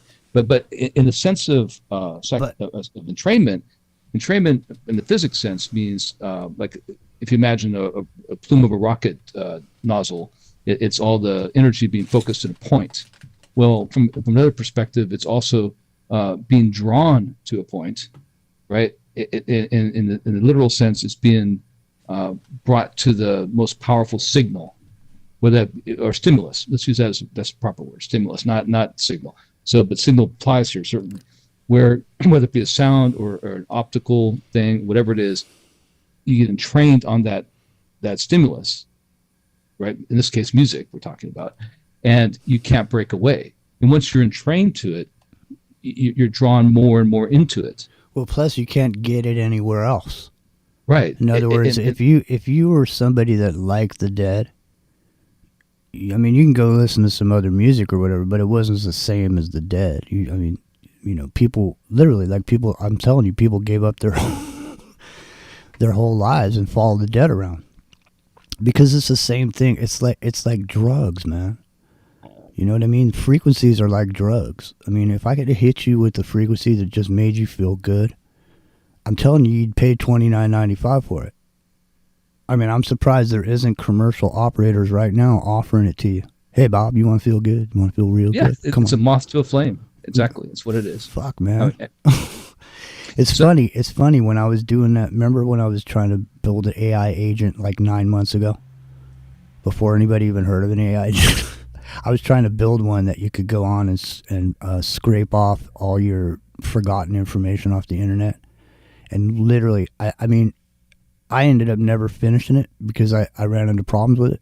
But literally, like 2 weeks later, fucking there's companies out there. I swear, tell me you haven't seen the ad on YouTube. It happens just that quick. Epic Journeyman. I'm telling you right now. Yeah, I'm thinking of our time about, do we want to break into the engineer literally behind all this now, or you want to save it for we could start moving into it because it's we got about 30 minutes left till the top of the hour, so yeah, let's start jumping into it. So those musicians I talked about earlier, you know what they all had in common? They played a particular brand of guitar, and the name of that guitar is called alembic. Alembic, A-L-E-M-B-I-C, and the word alembic means drawn from the ether. Drawn from the ether. That's what it means. And what they were at a time back in 1971, 72 when they started, there was no electronic assisted guitars that had onboard effects or onboard effect processing on the guitar. Mm-mm. But these did, and highly advanced, especially for the time, electronics in the guitar that amplify particular frequencies in the guitar to the pickups that conveyed on the stage through the amplifier these harmonics and subharmonics amplified however you wanted in a particular way to deliver a particular kind of music. Like when Jim was talking about the trebleized, for lack of a better word, that's not a real word, I don't think, but trebleized, I'm making it up now, bass playing of Weir, right? Mm-hmm. Yeah, well, that was through that guitar. That was through the alembic guitar. No, not from Bob, but yeah, I'm just saying Bob's tone was trebly, but it was the bass guitar that they were inferring that was being used to cause these standing waves. Oh yeah. Well, and so this brings us to the next part, which is the most important part. So we're talking about the wall of sound. So these standing waves, what they are, it's just harmonics that build upon themselves, and so they're harmonic. So if you play one tone and then a harmonic tone on top of it, it amplifies and resonates more. And so this sound design was made by an engineer named Owsley Stanley, who didn't, as far as I know, go to Stanford, but he did all his tests of his equipment at Stanford. Yeah, he was hanging around there. Yeah, this is really interesting as far as the story goes, because Owsley Stanley also is the founder of Alembic guitars. He created those guitars, right, that all these musicians used at the time in that era of using that wall of sound. And not only that, but the most important thing to our story today, and perhaps the story as it echoes through history, is that he had a nickname called Bear. So it's Bear Stanley, right? Yeah. And he created more hits of LSD than anybody in history. Over 2 million that we know of. Okay, hang on a second. Martin Taylor in the chat, who's also a cancer survivor like me. Hey, Martin, what's happening? Saying Grateful Dead played 3 concerts in front of the pyramids in '78, and the King's Chamber frequency above the stone box fluctuated at F sharp at the A key. So this is the harmonics that Epic Journeyman is just speaking of. Go ahead, Epic That's really Journeyman. interesting. Yeah. Yeah, No, that's great. I mean, there's a so that corner's broken off, and that what he's talking about, the King's Chamber, that stone box, the corner's broken out diagonally in a weird way, and it's always been a question of whether it broke or was always designed that way. Like so, if you think about it from resonant frequency aspect, to keep the whole thing from shattering, maybe you need an escape chamber, if you will, an escape zone like that cutaway. But anyway, the interesting thing here is that is the guitars, like this alembic guitar. If you look at this alembic guitar bass, you can look at yourself on the internet and kind of be an audience participation moment. Go look in there, and you'll see it has, it's like 20 different knobs on there, with different things you can manipulate. The original ones, and then later on they refined it to where it's only like 5 knobs, but it still has active electronics on at a time in the 70s when nothing else is like that, and it looks like no other guitar. They're works of art. Completely. I mean, they're individually only made 20 to 25 a year at their peak, and they're still in business, but still they're expensive and they're interesting. But the heyday is the 77 era. Now the Grateful Dead came out in the 60s, but we're talking about 71, 72, the original ones. But by the time 1977 rolled along, you have Fleetwood Mac, you have the Grateful Dead, you have Stanley Clarke, you have the Who, all at their peak playing alembic instruments, designed by Bear Owsley Stanley, who made more hits of LSD than anybody on the planet ever in existence. And you can't stop yourself but to think that those are all connected, aren't they? He designed the sound specifically for LSD. Billy Ray hates the Dead. He's over in the chat. Well, I don't blame him. Not particularly. I like Dude, Terrapin Station for some reason. The thing is, the Dead wasn't a listening to him on the radio thing. The Dead was you had to go there. It's like, have you ever been to a New Year's Eve Dead show? Oh, it's like Bruce Springsteen. Like I've been to a New Year's Eve Dead show at the Oakland Coliseum. So I mean, it's it's an experience, Billy. I mean, like I say, but the thing is Billy, like I was saying earlier, the hypnotist doesn't give a shit about the rest of the people that can't be hypnotized. If there's 1,000 people in this room, 100 of you can be hypnotized, and I can make 100 of you jump around like you're a chicken laying an egg on stage. And the hypnotism part is something that we see now with electronics.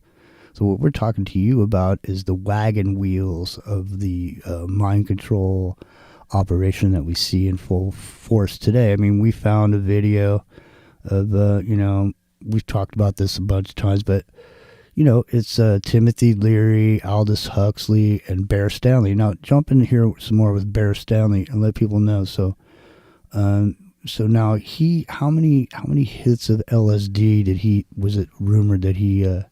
Rumored, for sure. The conservative estimate is he's responsible for 2 million hits of LSD being out in America alone. That he was a chemist, so he was a chemist that made these. So it's almost like if you imagine an imaginary character, that's Bear Owsley Stanley, right? He made the alembic guitars designed to amplify his particular tones, specifically to reach an ability to make subharmonics, which we're going to talk about later in this wall of sound, and how he also made the wall of sound that could produce the sounds where everybody could hear it without it just distorting so bad nobody could stand it, right? Because of the feedback. He even designed the mics, or didn't design the mics. Yeah, the mics. Dampen the mics, right, to make them work because the mics would feedback otherwise. You were talking about them grabbing the mics between shows. That's a fact. Okay. Because they had to tune them. But the thing is I don't think people really understand that before this period of time, before Bill Graham, there was no concerts as you know them now. They didn't even have the equipment for it. He called people in and had them design shit like on-stage monitors. They didn't have on-stage monitors before then. They literally invented them because of concerts. And so He's the Archimedes of music, man.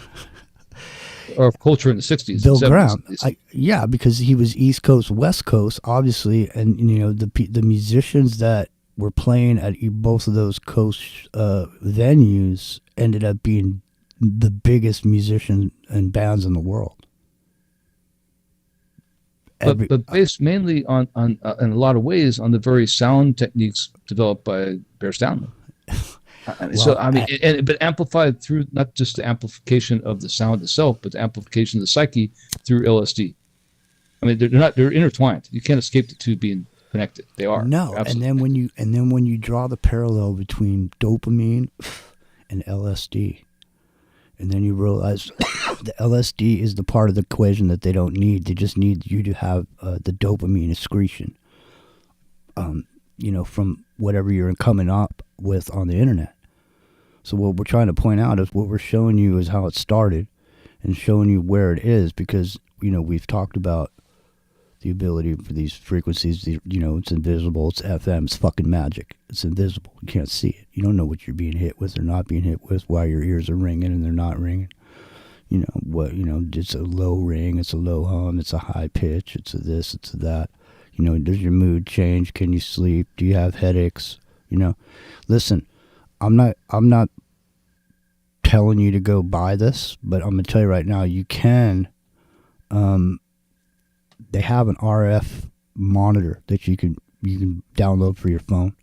It's an RF meter. You download this app on your phone, and you can put it on there, and you can sit there and look at how much radiation you're being hit with. Maybe if you do it on an old device, like you have an old phone laying around, you just buy this app, put it on your device, and then talk on your phone and monitor, what you're being hit with. You know what I mean? Because it's clear we're living in a soup. Epic Journey. We're living in a soup. You don't know where the blowtorch is. There's some signal that's blasting somewhere. You know what I mean? Maybe it's those next rads. Maybe no one's looking at a bunch of they just happen to be seeing. Somebody noticed this next rad phenomenon, but maybe there's a whole other phenomenon going on in a frequency that is not visible through your whatever satellite you're looking through. You know what I mean? There may be other signals flying through the air that are invisible to you. You're not seeing them, but maybe you will. At some point, it's just a signal itself. It's the frequency itself. Like when you know what it is, as we were talking about earlier, it doesn't matter how you achieve it. It doesn't matter if it's a limbic guitar anymore. It doesn't matter if it's a radar. It doesn't matter what it is or the harmonic thereof. Once you know it and what it does, then it's a usable tool. It's in your toolkit. You can use it. And back then, they were throwing a bunch of spaghetti on the wall. They had these guitars. They had this equipment. They had these giant speakers. I mean, listen, go over, search it on Google Images. Type in Grateful Dead wall of sound.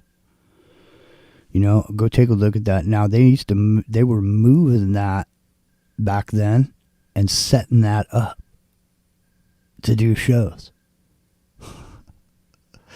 Rowdy hates the Grateful Dead. See the Grateful. See, look at it's. I hated the Grateful Dead too. See, everybody hates the Grateful Dead. I like Terrapin Station for some reason. I don't know why. Except for people that don't. You know what I mean? I mean, on some level, you gotta ask yourself, why do you hate the Grateful Dead? Maybe you're incapable of loving your fellow man. Is that what you think so? Maybe you don't have, if you hate the Dead, you don't have the capacity to love. Maybe that's what it is. Well, I think it's like a, how the chrysalis of a caterpillar before it becomes a butterfly, and you think of the metamorphosis that happens in there, in between. It's one of the most phenomenal things in nature. It becomes two different things. But if you imagine deliberately putting people in the chrysalis, in other words, they're neither the butterfly or the caterpillar. They're just encased in that cocoon. That's what this music was designed to do. That's what it was. It always was to me. Like it just seemed. You're in that place between being born and pre-birth. You're in that place between change. You're not changed yet, but you're in between. It's the space between. I don't know if that makes sense to people listening. It probably sounds pretty crazy, but I think it's intended to be that, like, because it's a kind of I don't want to say prison, but it's a kind of containment field, if you will. You're in that zone, and while you're in that zone, you can be neither, right? You're in that zone, but there's people in that zone with you, so it's a community, right? I mean, that's all good for the people in that. They're all deadheads. I mean, they love each other, and it's great, but they don't. They're neither Billy, the butterfly flying or the caterpillar. Billy's saying they're not lively. Billy, man, dude. Yeah. You got to come on, Billy. Give us a call. Yeah, go ahead. Go check the perimeter real quick. Make sure there's no concert going out there from the Grateful Dead I missed. No. Well, the thing is Billy, I think you might enjoy Mickey Hart. I mean, some of his drum stuff. I think you might enjoy some of his shit that, wasn't necessarily the Grateful Dead.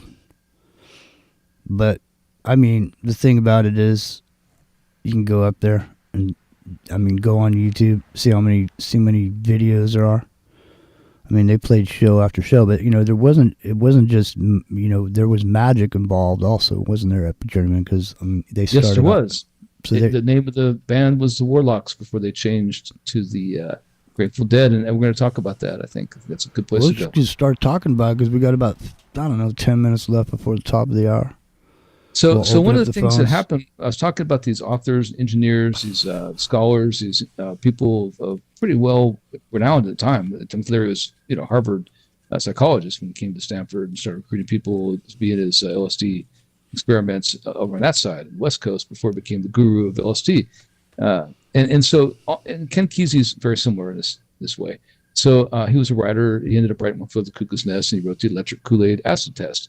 And he had this workshop that he's hosted at Stanford with all these authors. But this is also where Owsley Stanley, that made the Limbic guitars and this wall of sound amplifier system, he developed it on the Stanford campus. He tested it on the Stanford campus, which implies that Stanford was involved, at least in some a monetary sense, or at least by the okay, if you will, like, signing off on it, on the experiment from the get-go, which ties into the artificial intelligence lab, in my opinion. But that's just my opinion. I can't prove that.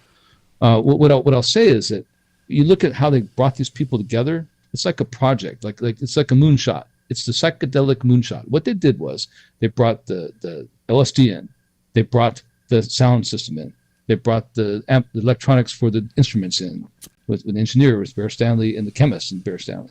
They brought in the Warlocks, who were just I won't say just a band, but they were the Warlocks. They believed in magic, which is how we're going to tie in this later. And they brought them together. And Ken Kesey had the charisma. He was like the OG at the time for the transition from the beatnik to the hippie movement, if you will. And he had that street cred, if you will, to kind of lead this he even called it the Merry Band of something. They didn't even forget the name. They called it the Merry something. And they started that electric Kool-Aid acid test travel across the country as ambassadors for the LSD, hippie, slant, Grateful Dead, sound, amplification, and use of magic movement. And they changed the name from the Warlocks to the Grateful Dead in that very moment. In other words, it's like if you were to round up a host of people on a project and gather them all in one place, and that place was Stanford University, and you spend a year building, maybe 2 years actually, gathering everybody, working it all out, working all the bugs out before you launch this moonshot. And the moonshot isn't a spaceship, it's this bus. It goes across the country and promotes this entire thing. And it worked. It worked, right? It did. So it shaped a culture. They call it the counterculture back in the time. And what it was, it started the hippie movement. It really did. Like this whole thing started this. That's the thing, man, is monkey see, monkey do. The thing is, people weren't sitting around wanting to be hippies. No. So all of a sudden, there's some guy on the cover of Life magazine. He's got hair down to his middle of his back or whatever. You don't just grow hair in a couple. Growing the hair that long takes time. You know what I mean? Obviously, they just threw wigs on dudes and made them look like they had long hair on the cover of Time magazine, and they start, talking about this, summer of love and all that. Who doesn't want to love, man? Who doesn't want love? You know what I mean? Everybody wants it. Isn't that what everybody's looking for? Yeah, I mean, so you look at the time span we're talking about. We're talking about from the mid to late '60s on through the '70s. I mean, it was a there's project. always got to be a. Why is there? Man, how did the term role model ever even come up? All right, listen. If there's something called a role model, and It's you just a know role. about it, if you know about it, and there's something called a role model, and you know about it, you should know about it now. Now what? What are you going to do now? You just realize that there's something out there. It's like a, like the movies back in the 80s and 90s. There'd be some popular movie, and next thing you know, everybody would have the same hairstyle as whoever was in the movie or whatever. You'd see all of a sudden there'd be a style or whatever. Like we talked about it before, man. It's like, hey, what's up? Remember that shit? Yeah. Everybody's That's like, what what it is. up? I mean, it's like, I mean, obviously, we can be made to do anything, and it doesn't matter how smart you think you are. There's still, this technology has been Entrainment. That's the entrainment, right? It's not and people get confused a little bit. It's not being trained. Entrainment is just focusing on the strongest stimulus, right? So if it's what's up, that's the strongest stimulus rather at the time, right? And over again, it leaches into your mind, and before you know it, you're mimicking. You become a mimic of something you never intended to mimic in the first place, but you're entrained to it, just like those atoms around the fire plume of a rocket engine. That's where the definition comes from. Is the best example. If you go to dictionary right now, that's exactly what it is, right? And you're not even aware of it. You're not even aware, but at some point you might be aware, but you don't care anymore because you're caught up in the plume. Look into my eyes. Look deep into my eyes. All right, listen. We only got a couple minutes left here. Excuse me. It's Ground Zero Plus. It's Revolution. It's Revolution Radio. Mom's Jimmy. That's the Epic Journeyman. We're talking about entrainment, frequency response.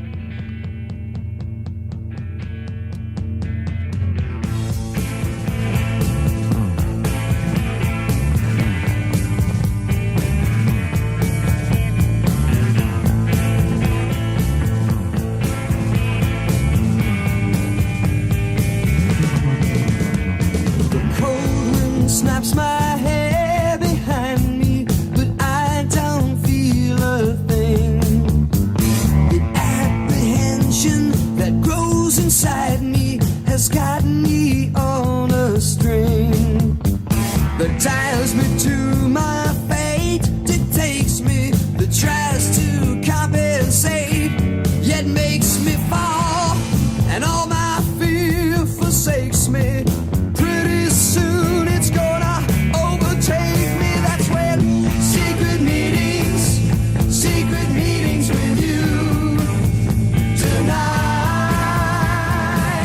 Secret meetings, my heart is beating for you tonight.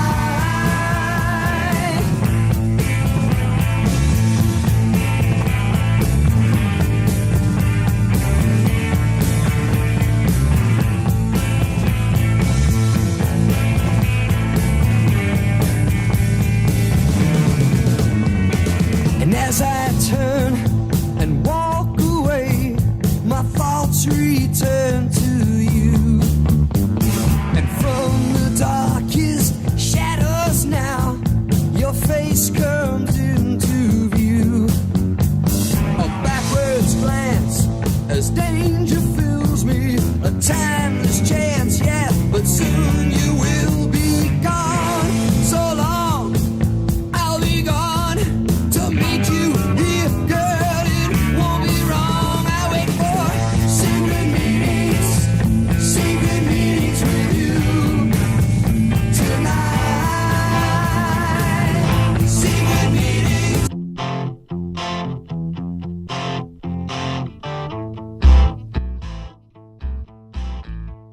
It's Ground Zero Plus. It's into the microcosm. We'll be right back. I've always been a beggar. I've always been a thief. What love I had to beg or steal for, I paid with my belief in something bigger than you and me. It's something out there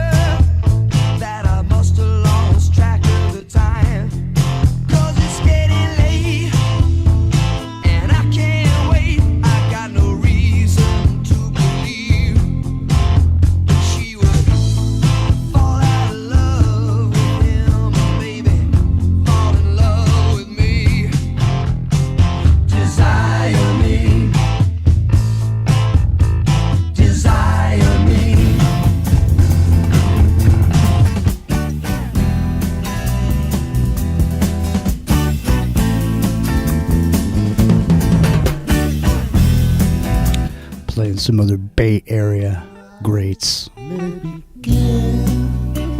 With me here, brand new day, freshly wet lip. The morning is calling. Walk with me into the sun. Everything is coming away. Everything is coming away. Everything is coming away.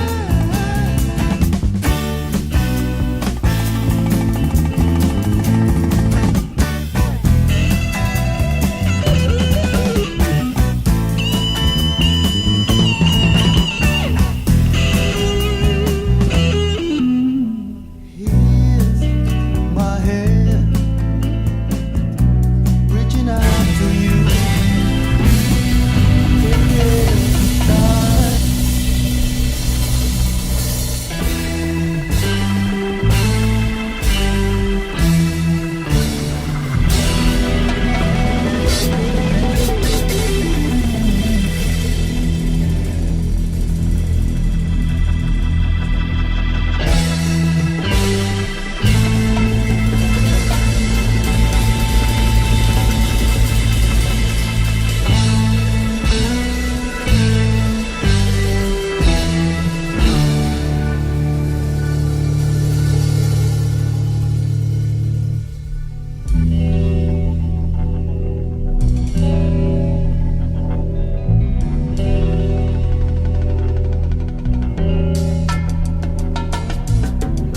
I lay down sleeping, don't know what to do.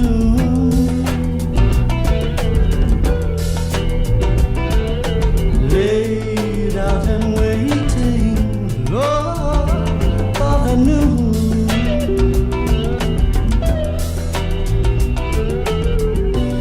Pass so slowly, time without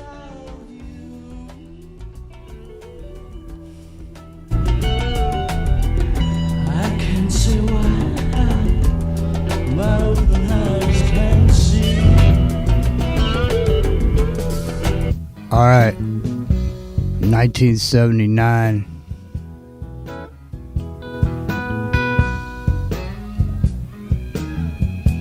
I was here. I was at this show.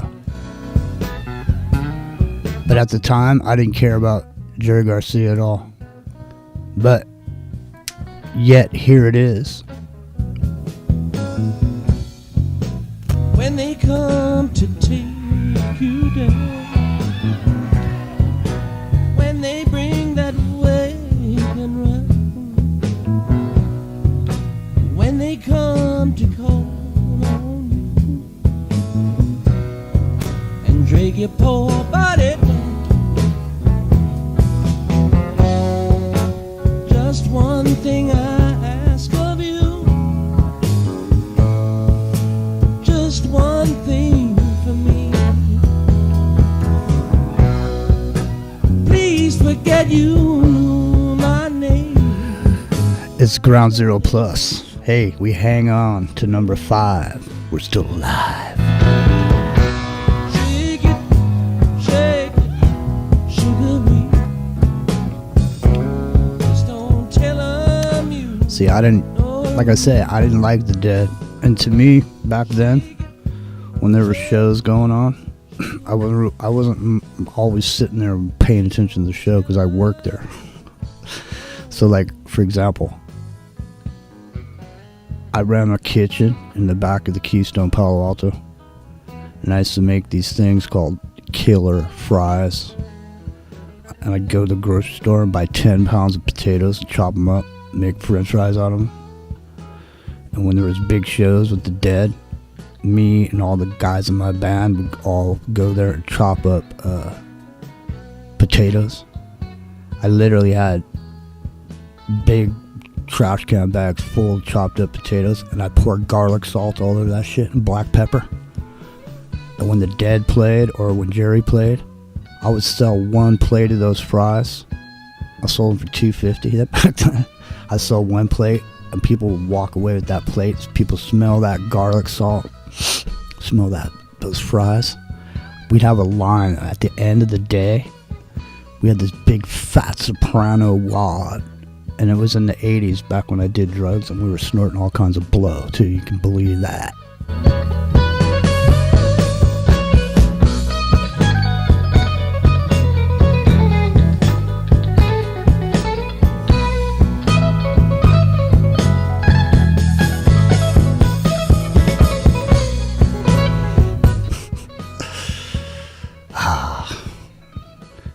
Hey, Epic Journeyman, maybe I should come over to Hawaii and open up a Killer Fries joint. You do well, I think. Yeah, just walk down the beach with a little stand. You know what I mean? They'll have like instead of having like the wagon wheels, like a Coney Island hot dog stand, will have like the off-road tires. You know, No, and the surfboard. It'll have the surfboard for the umbrella. It'd be awesome. You just walk down the way, and you have to have some lemonade or something. Just get one of those. Badass. Just get one of those can of ham trailers, and just pull up wherever there's waves. All right, listen. Back to the subject matter at hand. It's Ground Zero Plus. It's Revolution Radio. It's the Independent Broadcast Network. My name's Jimmy. That's Epic Journeyman. It's in the microcosm. Rock and Rio is in transit. He's somewhere. Matter of fact, where in the world is Rock and Rio? That's the question we're asking. Throw down in the chat where you think he is. Like, where's Waldo? Exactly. Or where in the Where's world Rio? is Carmen Estiva? Or whatever. What was the name of that? Carmen Diego. Carmen Diego. Yeah. That's some funny shit, man. Where in the world is Rock and Rio? Throw down in the chat. Let us know. All right. Yeah. There was many performances, but I think there was a period of time where certain shit was going on with the Dead, and then I think there was a period of time where then they were just the Dead after that. In other words, I mean, they were doing something at one point. In other words, they had a purpose. But after that purpose was served and the information was gathered and all the shit was done, and their part in this whole experiment that was going on was over, you know, at the end of the day, they were still the Dead. Yeah, they were the astronauts that came back from the moon, and now they're touring with the moon rocks. Right, exactamundo. In other words, now they're not doing the mind control shit anymore. They're just a band or whatever, and people, you know, there's a group of people that like them. But the thing was, is that, you know, they had served their purpose at one point. They were just a mechanism or a delivery system, just like your AM, FM radio was a delivery system in your car, you know, to make you do something, you know. She loves you, yeah, yeah, yeah, or whatever. You know. 1, 2, 3 o'clock, 4 o'clock, rock. 5, 6, 7 o'clock, you know. Hickory dickory dock. Epic drum. 4/4 timing, right? 1, 2, 3, 4 rock. Yeah. 1, 2, 3, 4 rock. Yeah. Mm-hmm. Well, like we were saying, it's all bullshit, man. I mean, when you see the fact that, you know, the British invasion or whatever, and the Beatles are coming over here.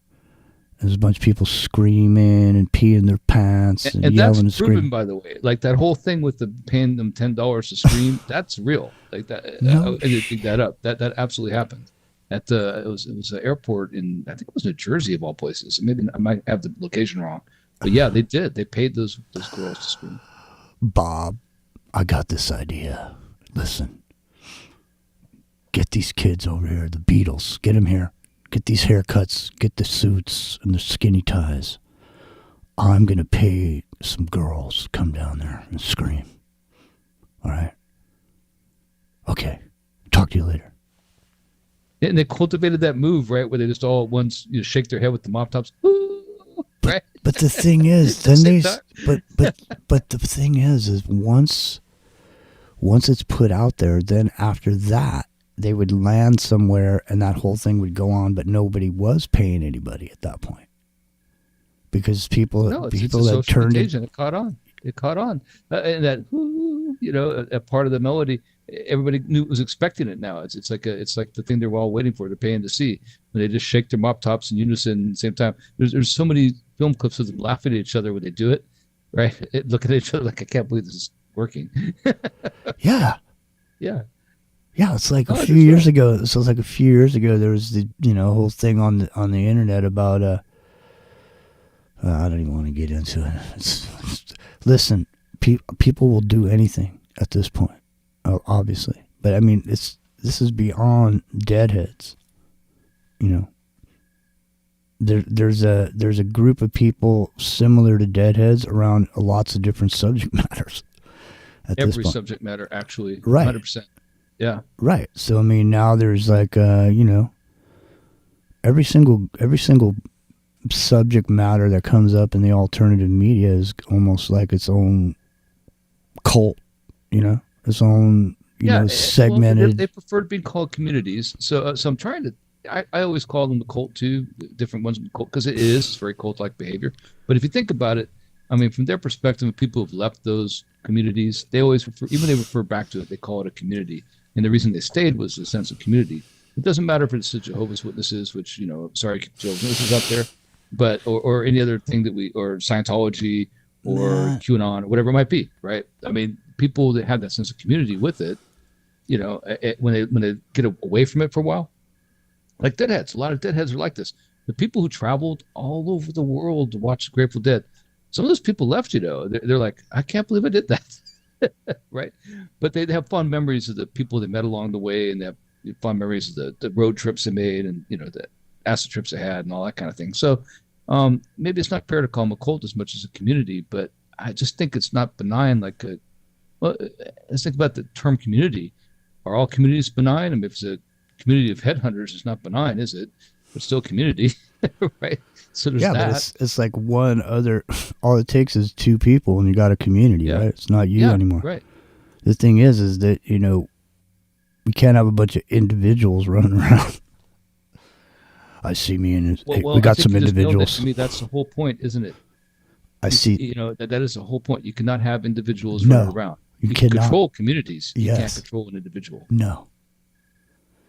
And if you're not part of it, like in other words, like I was saying earlier, when we talked about this Timothy Leary interview with Bear Stanley and Aldous Huxley and all these different people, these different psychologists and all this.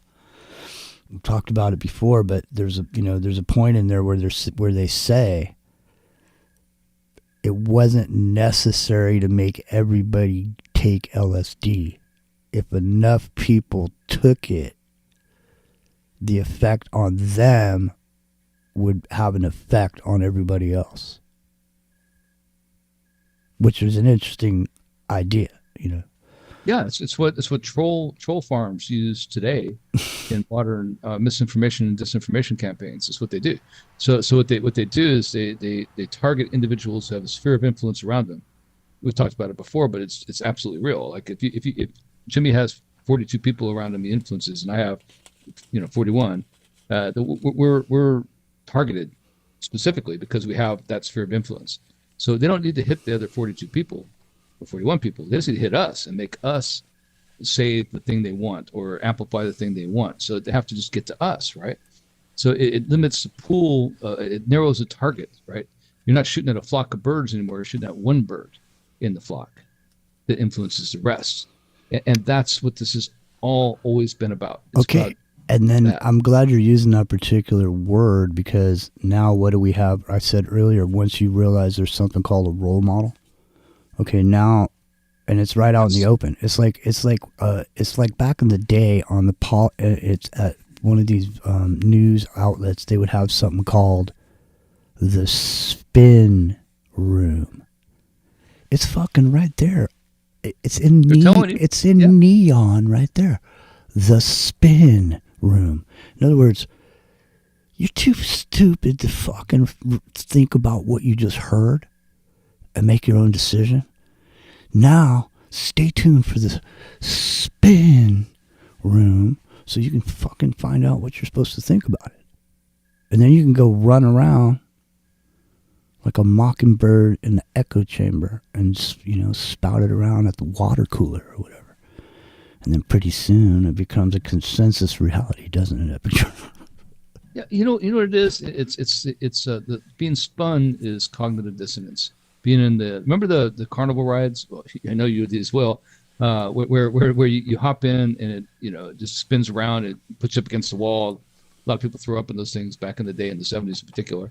But now it's a little bit better. It's refined a little better. But you come out, you're spun. You don't have your feet under you. You're staggering around. You're looking for steady ground, And what the spin room was trying to do, it's a play on words there. It's exactly that. It's giving you that one thing to grab onto, to latch onto. And instead of cognitive dissonance, which is the same thing, where two things are going in your head, you can't make either one of them work because they're telling you one thing and it's against what you believe, not necessarily you believe, but what you know to maybe be true or thought had been true before. And they reach into that moment when you're stunned, just like you're in that Graviton ride or whatever. You step off of the carnival ride and they say, oh, look, right here. Check it out. See, it's right here. Just go here. And by steadying you on that firm ground for that moment, it takes you out of the state of cognitive dissonance and puts you in a place where you're steady on the ground. And it may not be true, but the fact that it's the first thing that steadied you makes it amplify and be relevant to you.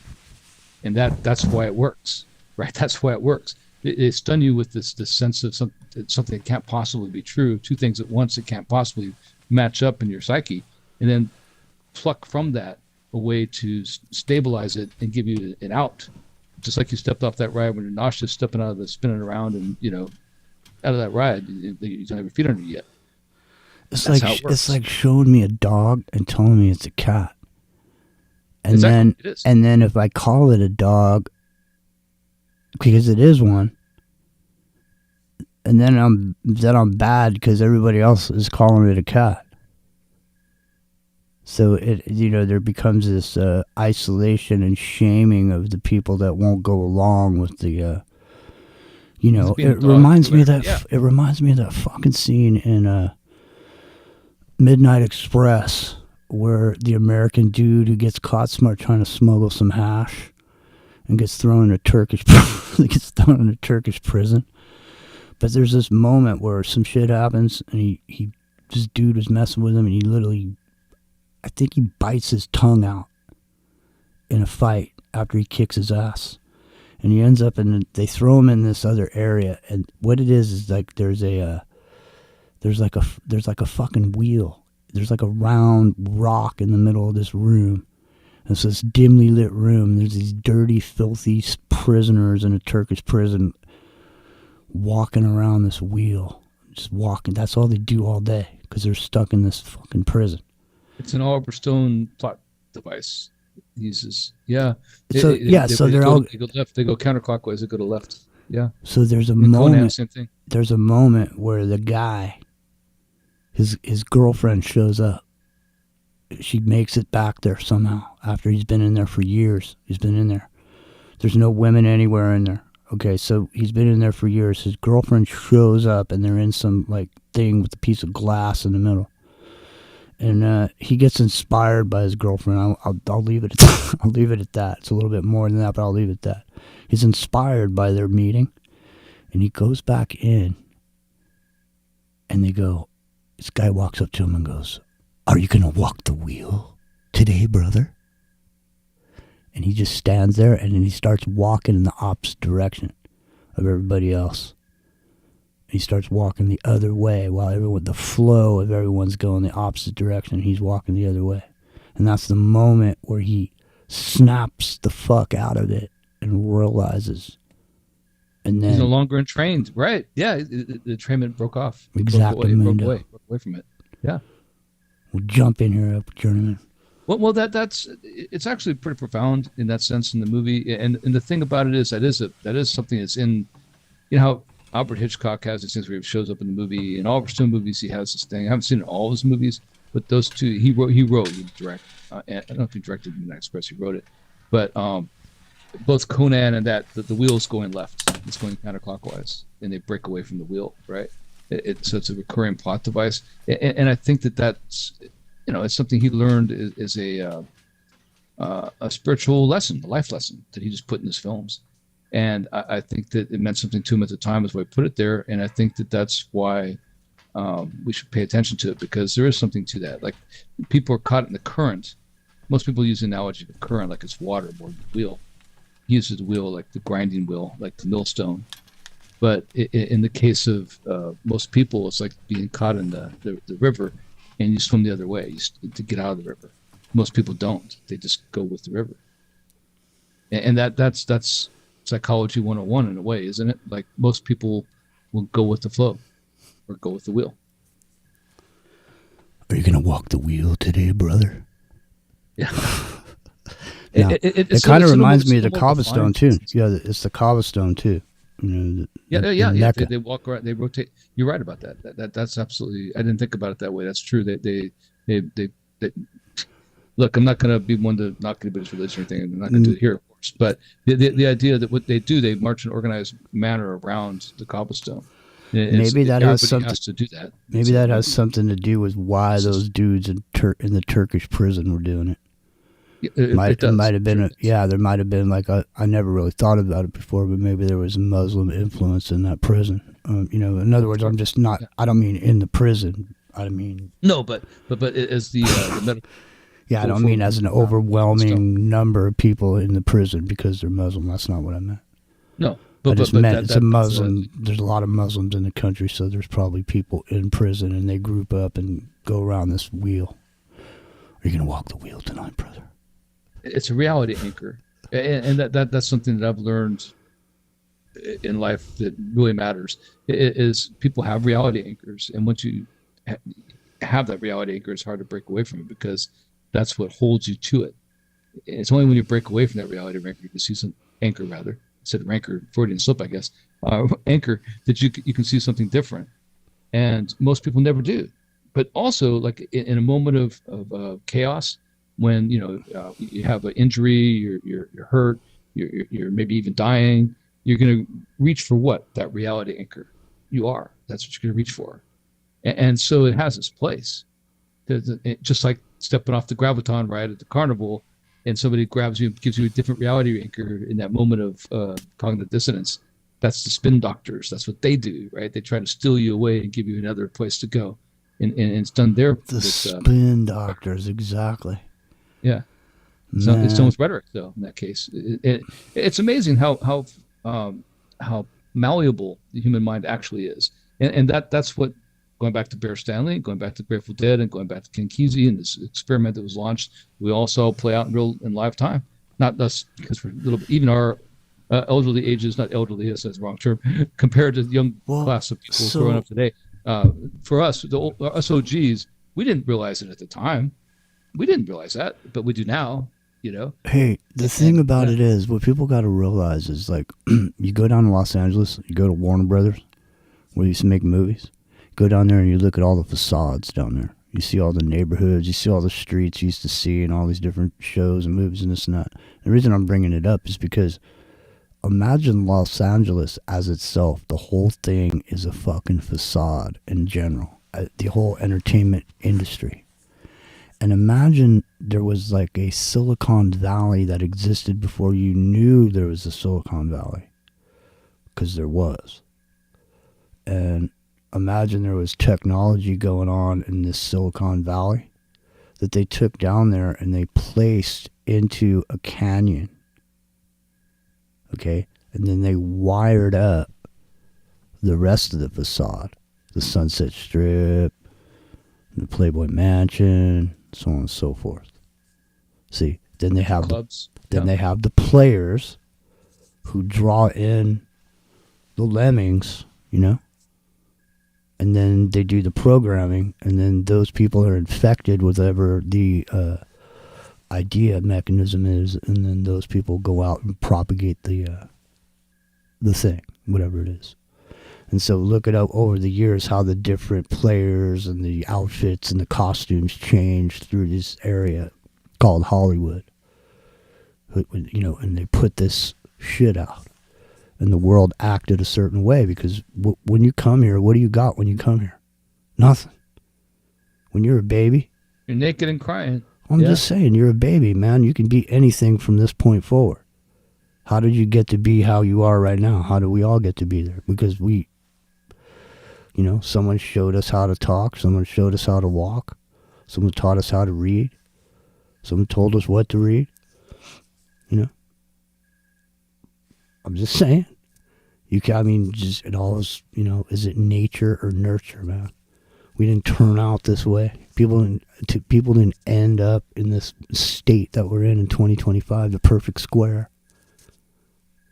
It's both, though, isn't it? Because if you think about nature and nurture, those take those monkeys. Actually, they're apes, but they wash their food, and they learned it from people, obviously, at some point. the ones that go into the spa, not spas, but the hot springs in Japan, for example. And you take those and put them in a zoo, and they get born. They've never been around the other tribe, that has done that to teach them how to do it. And they do it anyway, naturally. So, in other words, they learned it from probably a person, right? Mm-hmm. And it etched itself in the genetic code of the generations thereafter to be something you should do that they never learned. It's just they're born with it. And to me, that's nature, nurture, not conflict, but the opposing forces that people try to make like it's either or, and it's not. It's both. It's always been both. Man, once something's etched there, it's there. If you were in control of the publishing and the printing of books, think how easy it would be to change everything. How quickly you could change everything. What people's ideas. See, this is what I have to get to. Robert Maxwell was the publisher of our school books. Honest to God, Ghislaine Maxwell's father was the publisher of our school books. So think about this for a second. Like before we had the ability to rewrite reality through artificial intelligence and the internet and digital everything that can rewrite history in a microsecond, this guy was rewriting it through textbooks. I mean, just think about this. This is the lineage we're talking about involved in this scandal. It's the biggest scandal of our time in America right now, not necessarily the world, but in America. And it's still lingering on through Epstein and Maxwell. And if you think about it that way, I mean, it's so amazing because it took years to implement the Grateful Dead. If you consider it operation from the Warlocks to the Grateful Dead, Ken Kesey, the electric Kool-Aid acid test, Bear Stanley, the engineer making the LSD, designing the sound system, designing the limbic guitars, the founder of the company, right? And then having that, the company, and then having that go on, right? And then look how long it took, right? And then you look at this other perspective of this is something that obviously has a longer lineage, doesn't it? It's not just Ghislaine Maxwell and Robert Maxwell and Adnan Khashoggi. That's who we know going back to the 70s. But before all this stuff, that's where Epstein came from. People know that's where it came from. That's what I mean, so man.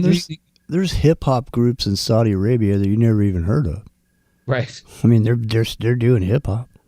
You know what I mean? It's like they moved from Los Angeles. They moved different. For example, they moved with the Studio 54 movement. The whole building of the Studio 54, the lights, the music, the bass, the way that the whole acoustics were set up in there. Who was there at the beginning? Fucking Trump. At the beginning of opening Studio 54, the night it opened, he was there. Absolutely, he was. With what's his nuts? Very first group of people who came in. Yep. What's his nuts? His lawyer. Cohen. Yeah, Matt Cohen, yep. Exactly. Cohen. Yeah. Roy Cohen. Or whatever his nuts was, it doesn't matter. It doesn't matter. It doesn't. And then it was Baldwin was the bus boy with the shirt off. Bus boy, yeah. It was like not necessarily that day. Let's get that out of the way. But he was there. That's where he got to start. Yeah, and he ran around with his shirt off, with his oiled up pecs, making tips or whatever. Yeah, and the thing is, like we talked about this a lot. People are just joining us tonight, don't know. I mean, we talked about this extensively. How all these operations, and they were operations, were wired for sound. They had video. They had everything. Playboy Mansion. I mean, that's come out well. We've established that back 7 years ago. I mean, it's open source. You could find it even back then. And since then, they have like the A&E story about the Playmates and stuff and Playboy Mansion that's making it more well known now. But we brought it to the table way before then. We were talking about how way before in Sunset Strip, before, and here Lookout Mountain. All these things are all about that. Let us throw you another bone. So these what we talked about earlier. These three elements: frequency, LSD, and hypnotism. So when you go to a party over here, they got spotters, and they can pick out people that are likely to be hypnotized, and they end up at the after party over at Polanski's house, where what's his nuts? Sirhan. Yeah, he was over there. Yep. And so they use these beautiful women, the idea of sexual gratification. You get your drink spiked, and then that's your handler from then on. And so you hear about the lady with the polka dot dress or whatever. You know, she might have snapped homeboy into his little, fit, and then Rosie Greer jammed the gun in his hand when they were on the bottom of the pile. Can you imagine Rosie Greer? I mean, the fact that he was standing there, and I thought to myself, what the fuck is Rosie Greer doing there? Like, he was an actor. There's a mistake in the edit of the film too. Yeah, you found that. If you look at the carpet, there's like how there's mark spots on a stage. There's mark spots on the carpet, and you can see that there's a skipped couple frames where Rosie Greer jumps on him and gets the gun supposedly, and the thing about that is not only did Sharon Tate spend the night at Frankenheimer's house in Malibu the night before RFK, with RFK, by the way. Yeah. Before the assassination attempt, right? But the Manchurian Candidate. The Manchurian Candidate, absolutely. I mean, the tie-in is so obvious. Like, they're advertising, like, for people who believe they have to tell you, they're telling you with this. The guy who directed the Manchurian Candidate brought RFK to the hotel, right? Along with Roman Polanski and Sharon Tate, to spend the night at his house the night before, and then when you film, it's like an edit mistake. When you look at the film, you look at the carpet, it's obvious there's a couple frames missing. And the thing that's interesting about this too is there's more bullets. There's also bullets in the door frame, of the kitchen they're not accounted for. He had a 9-shot revolver. I had the same revolver, not his revolver, obviously, the same kind of revolver. Yeah, but there was a Moray pattern. There was a Moray pattern. Yes, there was. In the edit of the film, which is a pattern that used to be in there when people sliced film together. But the point is when I saw Rosie Greer sitting there, I'm thinking, what the fuck is Rosie Greer doing there? He's an ex-football player who's now like some security B-team actor. Like, he's an actor now, right? But he's just doing some bullshit on this TV show here or there, some lame roles here and there. But he's a security at this event. Yeah. Right. No, he's standing there behind him, and I'm thinking, was this Sirhan dude just standing there like a boo? Like, he's just standing there with like a deer in his headlights in the right place. In other words, they got him to where he needed to be. But then Rosie Greer just jumped on him. You know, I mean, think about it. Think how long he's wrestling Sirhan with the gun in his hand. That dude, who's literally only. I mean, I'm not exaggerating here. I think he's 5 foot or 5'1". I think he's 5'1". Dude, and he's a Palestinian guy who's also a Christian. See, they miscast him. In my opinion, this was always happen. They want him to be the Palestinian guy who had Israel and all that stuff. Listen. But he was a Christian guy. There's a documentary called Evidence of Revision. Okay? And in that documentary, Evidence of Revision, you can go find it for yourselves on the internets over there on YouTube. It's called Evidence of Revision. There's a bunch of them. They're 3 hours long. And one of them, it talks about this RFK thing. And the reason I'm bringing it up is because in that, they have actual recordings of what happened. The interviews. And the thing about it is Sirhan was hypnotized by the police. So it's clear he was hypnotizable. Get it? And they also put forward that they were trying to start this whole thing with the Middle East, trying to go after America, the land of the free, home of the brave. That's right. The interviews they did with Sirhan afterwards, someone who survived. You can look them up. I can maybe look them up and get a chance here. He doesn't remember anything about it. That's a weird thing. Number one, but you can say he's not remember because he's guilty. But the other thing to say is he doesn't remember because he doesn't remember. And the other thing is he's a Christian, and all the things they're trying to attribute to him as being like this Palestinian operative. Like we have the modern day jihadists. They're trying to make him like the prototype, the progenitor of this idea of the jihadist, right? But he wasn't. They picked the wrong guy. Exactly. Exactly. It didn't take. But the thing is look at they run it off and then it doesn't work and then they come back later with some other shit. Just like the Oklahoma City bombing. Oklahoma City bombing happened. They tried to run through the Patriot Act, Joe Biden spearheading the fucker, trying to get it through there. But the public wasn't having it back then still. Somebody got wind of it in the press and then they started talking about it and it got out and people started calling their congressmen or whatever. Back when you could call your congressman, when he wasn't on the Epstein list. Yeah, you still call him, this one answer. Right.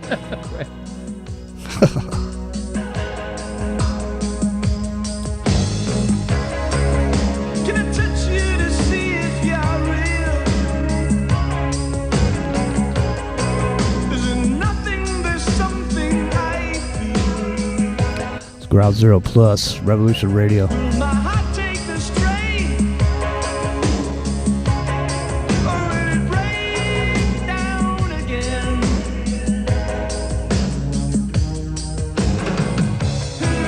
I sense a danger.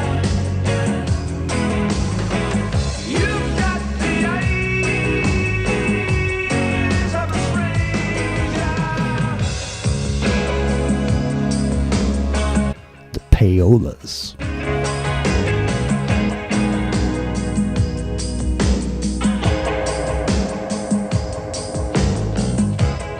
Have I been sleeping for all these years? Is it magic that makes you appear? It's like a chunk of sorbet. Epic Journeyman, I had to clear my palate real quick. We only got 30 minutes left. We're talking about the Grateful Dead, though, so I mean, it kind of all ties back. That's what people need to remember. Like, all this ties together. We're not just bringing it all in at one time because it's a lot of cool stuff to talk about. It's because it does tie back. This idea of entrainment, the strong signal, and this idea of putting something forward in culture through these mechanisms, whether it be LSD in the music or ideally the combination thereof in the case of the Grateful Dead, or even the Beatles with the the obvious, now that we know, buying out of the people screaming at the airport when they arrived. It took because it was this ability to move culture. And I think that's what we're talking about, really, isn't it? It's the science of moving culture and how you do that. Like, how do you change where culture is and what it is? Because culture takes generations to develop sometimes, but can it be overtaken by a fad in a day? Does Rome fall in a day? Not really, but it gets chipped away at, doesn't it? And I think that's what we're seeing now, like this ability to turn it to where all our values as Americans, for example, are different now because it's all in question. But once it's all in question, it's a sense of cognitive dissonance. You're reaching for the hand taking you out of the spinning wheel ride at the carnival to put your foot in firm ground again. And maybe they're not giving you the right answer, but it's a firm ground at least, when you step out. And I think that's what we're seeing, the science of that being applied as a way to control society. Yeah, there's no question. That's what I mean. It's all these other mechanisms, the radios, the magazines, the billboards, whatever it is, whatever the methods or the delivery mechanism has all been narrowed down and run into some sort of a technological aspect of being able to, at this point now, to sell to you directly in a way that was impossible to know a person in the past. It's possible to know you, based off your, presence or whatever, the internet. Your profile. You're being profiled. Exactly. Remember when profiling was a bad thing? the racial profiling, when now they're sociologically profiling us based on things we said, which might be in a drunken tangent or waking up in the middle of the night, and looking at Twitter or something. And that's not okay because it's not representative of the person or people we are. And yet that profile is the thing that's stored in the sentient world simulation, which we've talked about many times. And that is our avatar in that world that they apply everything that they want to test on. They being whoever's access to it. It was military at the time. It was Purdue University originally. And then it got bought out by the military, U.S. military. But and who knows who has access to it now, but the variations and permutations of it sense are absolutely being run into AI programs and trying to predict behavior of humanity and how you can nudge humanity to achieve things just like those people screaming at the Beatles, when nobody really did initially. Right. I know. All right. Here, I'm going to tell you something right now, and this is the God's honest truth. My lighter literally disappeared. It's not in any of my pockets. It's not right here on the table. For those who don't know, this is literally disappeared. I'm telling you, it disappeared. It's not on the floor. It's not on my chair. It's not on my pants. It's not on my jacket. It's not anywhere. It dematerialized. So in light of that, take a listen to this. It's into the microcosm. It's ground. Your beach. The music scared you. That's right. I thought, these guys are fantastic. But it was scary. The music was scary. Pushed me to the edge, and I thought, the sound of Garcia's guitar was like the claws of a tiger. It was like dangerously scary. Very, very to the point. You can't talk about this stuff. I thought to myself, one of these days, these guys are going to be greater than the Beatles someday. It wasn't as though I just thought that. It was almost like a revelation, like looking into the future. I just instinctively knew that there was something they were going to make like it that. Big time. Yeah, there was like not even that I actually thought about it in those terms, but I did think these guys are going to be greater than the Beatles. It made it that. That was the way the thought. That was the way I recognized the thought I was having about it. I mean, that was the terms in which that I sub-vocalized that to myself. And in a way, they are, because the Beatles were a phenomenon that was the phenomenon of the universal attractiveness of their music and the intense teenage involvement. You find that intense teenage involvement in dozens of different bands, and you find excellent musical output in dozens of different bands. They create a lot of fans. They have not created the kind of thing that's associated with the culture. It's different. It's a totally different thing. It's so different that there's a university professor in North Carolina that is studying them as a specific cultural phenomenon. Yeah. So what did you do with that? I went on. They played for a while, and then they played again, and all these other things were going on. And then there was this one paranoid little sucker in there, and he thought something, and I picked up his thought because we were all linked together. It was this total telepathic loop, which meant that it was like being in a very noisy cocktail party inside your head. And this guy saw somebody come into the place that he thought was a narc. He thought narcs. I thought narcs. I went right out the side door. I was gone. So Because it wasn't illegal yet, was it? There was all kinds of drugs going on there. It didn't matter. It was just this guy's paranoia came on my party line, and out I went. So I mean, I don't think I was in the thing about me pushing the chair around was maybe 10 or 15 minutes. Wow. So this is Bear Stanley, interviewed by David Gans. And this happened, I guess, Bear Stanley, let me see here. He was interviewed in 1991. And, okay, I have a question. Go ahead. So Bear Stanley is attributed to distributing 2 million hits at least of LSD. Why was he never prosecuted? You know what I'm saying? He's just talking here, hey man, like free man, no worries. Nobody cares, that's why. You know what I mean? It's like, yeah, it's all too much. 831-337-8711 is the number to call. If you want to call in, 831-337-8711. It's dark in the Santa Cruz Mountains. It's kind of chilly tonight, but it's a nice night for the Santa Cruz Mountains. It's almost perfect, really. There's only one thing that would make it better. Just one thing. make it absolutely perfect. I'm not going to tell you what it is. I'm not going to tell you. Somebody knows, though. One special person knows what it is. All right, listen. What do we got? We got like 10 minutes left, whatever it is. I don't know.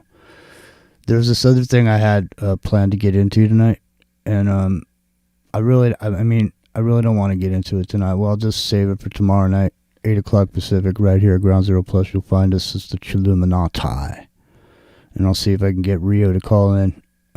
Like I say, he's on the road.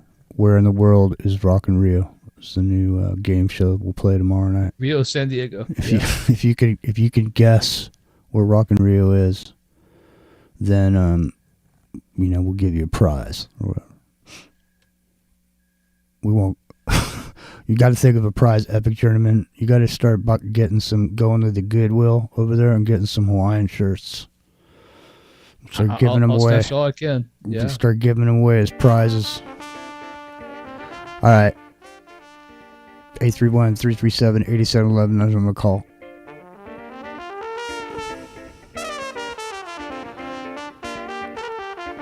Here's a funky destination. Revolution is the only solution. It's the Inside Man on Ground Zero Plus.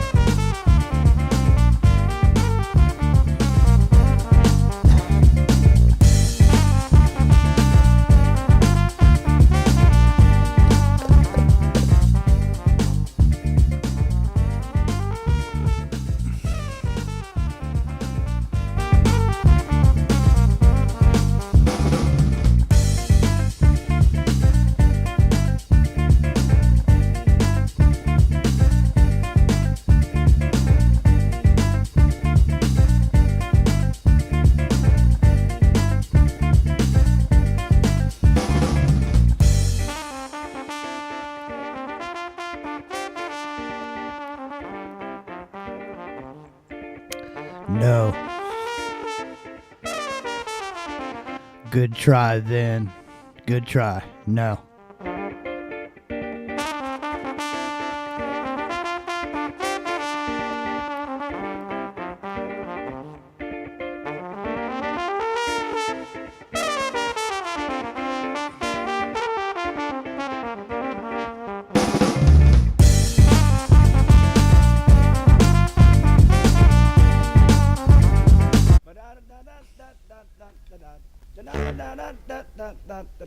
Oh, One, yeah. 2, 3, ho!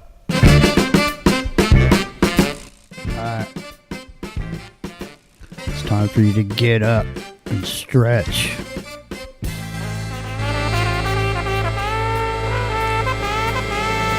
Raise up, get yourself together. Drive that funky soul. Get up, get yourself together. And drive your funky soul. They're doing it down in that soul. Drive that funky soul. They're doing it by the beach. They're driving that funky soul. New York, get yourself together. And drive your funky soul. Let your body pop and let your feeling flow. Raise up, get yourself together, and drive that funky soul. When I say Sagittarius, drive that funky soul. When I say Pisces, holler, and drive your funky soul. When I say Gemini, drive that funky soul. When I say Capricorn, and drive your funky soul. When I say Scorpio, Virgo, drive your funky soul. If I say Cancer, can you drive that funky soul? Raise up, get yourself together, and drive your funky soul. Slaughter, get on up, get yourself together, drive that funky soul. Leo, get yourself together, and drive your funky soul. All right.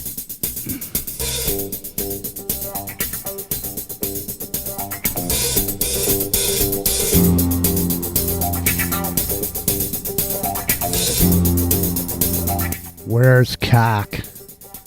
Nikki 6 is in the chat asking where's CAC. We don't know. He had audio issues one night, and then he said he was coming back or he'd be right back or something, and then he never came back. I sent messages to him. Somebody said he was having computer issues, so I'm not sure. We hope he comes back. Where in the world is CAC? I'm just thinking this is going to be the story of the future when we lose people in the future. Somebody said he had computer issues. Into the microcosm is turned into the Bermuda Triangle. Right. People are just disappearing left and right. Somebody said, he had computer issues. Well, welcome, Nikki. We don't know where CAC is. If you bump into CAC, Nikki, because I know CAC hangs down in Southern California, maybe he's come over to the house. I don't know. Maybe you made him an espresso. I saw you had that Starbucks in the basement. I don't know. Maybe CAC's having espresso with Nikki 6. Now Nikki doesn't know where he is. We don't know where he is either.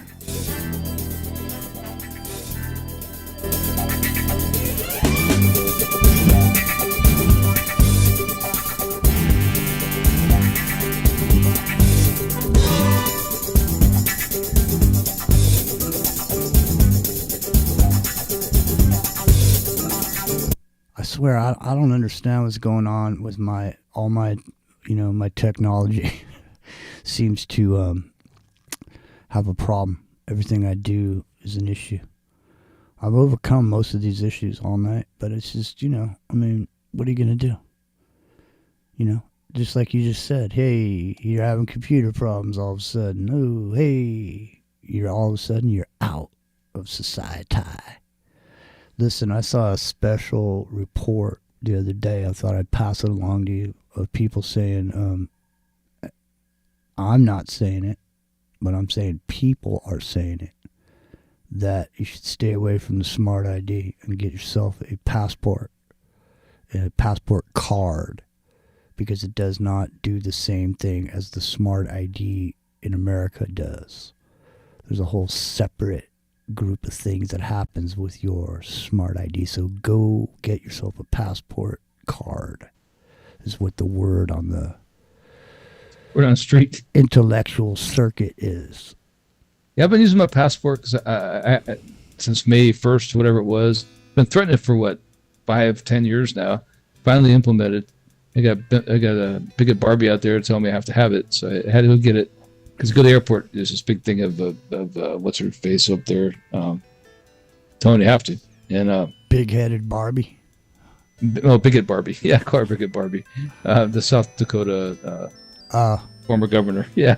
I thought it was one of the friskers over at the airport over in Hawaii. But no, when you go to the airport, she's like all over the place. Like you can't, if you're in line, like you got to see her telling you have to have your real ID or whatever. So so I don't have a real ID. I actually applied for it yesterday, as a matter of fact, and been using my passport before then. But now you're telling me about that. It's like, well, I wish I hadn't. So my driver's license expires this year, so I have to get it anyway. But well, just get a regular driver's license and use your passport. I'm telling you, man, I'm gonna go visit Bruce and just stay there. I'm going down to Costa Rica. They don't use if you show that passport thing, they don't give a shit about a Smart ID. Yeah, that's what they want. World citizens, man. World citizen. It's like a South Park movie, right? It's a sequel to Team America. Your love is more than good. It's good, and then it's kind of fun. It's like staying up after bedtime when you're still just a kid. 831-337-8711 is the number to call. 9 minutes left and counting. It's like a whole lot of good things roll up into one candy like love.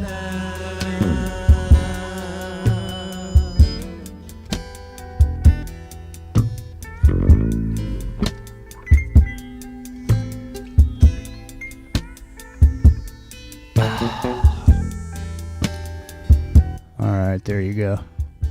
Munchies before you love Bootsy, baby. You ever think about that? We should. You know what? Maybe we should talk about it tomorrow night, man. You ever think about some of the lore around Parliament and P-Funk? Dr. Funkenstein. Sun Ra. Yeah. No, they were talking about cloning the clones of Dr. Funkenstein. That's a song. I'm just saying. Yeah, They said their brothers are coming down from to the pyramids. You know, I'm just saying. So imagine the same you're thing 2,000 years from the future, and you know the answers to all the riddles of the pyramid and ancient civilization, the decline of mankind, and the fall of the earth as we know it. And you come back from the future with that knowledge from your Mars colony. You couldn't just tell everybody. How could you do it? How could you try to convey the meme, if you will, with all the knowledge in it? It would be a song, wouldn't it? It'd be a band. It'd be something like that. It'd be a work of art, maybe something that fixates the consciousness on an image. It'd be something like that. It would, you know. So your ideal there with the not Dr. Funkenstein particularly, but how that could apply. Like we never thought it was as complex, but it turns out it is. Well, the thing is this. Your mic's low on my side. No, I know. I was typing. The thing about it is that so they were doing this. They had this thing, right? So it's called the Mothership Connection, right? Back in the 70s. Right. That's what I mean. This was UFO shit before there was any UFO shit. Is what I'm saying. They were already there. Yeah. They were already up in here, and what they were saying was, here, I'm gonna play some of it right now. We should actually talk about it tomorrow because I think there's a lot here. Hang on a second. Messengers from the future. That should be the theme. Messengers from the future. This right here. Look at this song right here. It's called Unfunky UFO.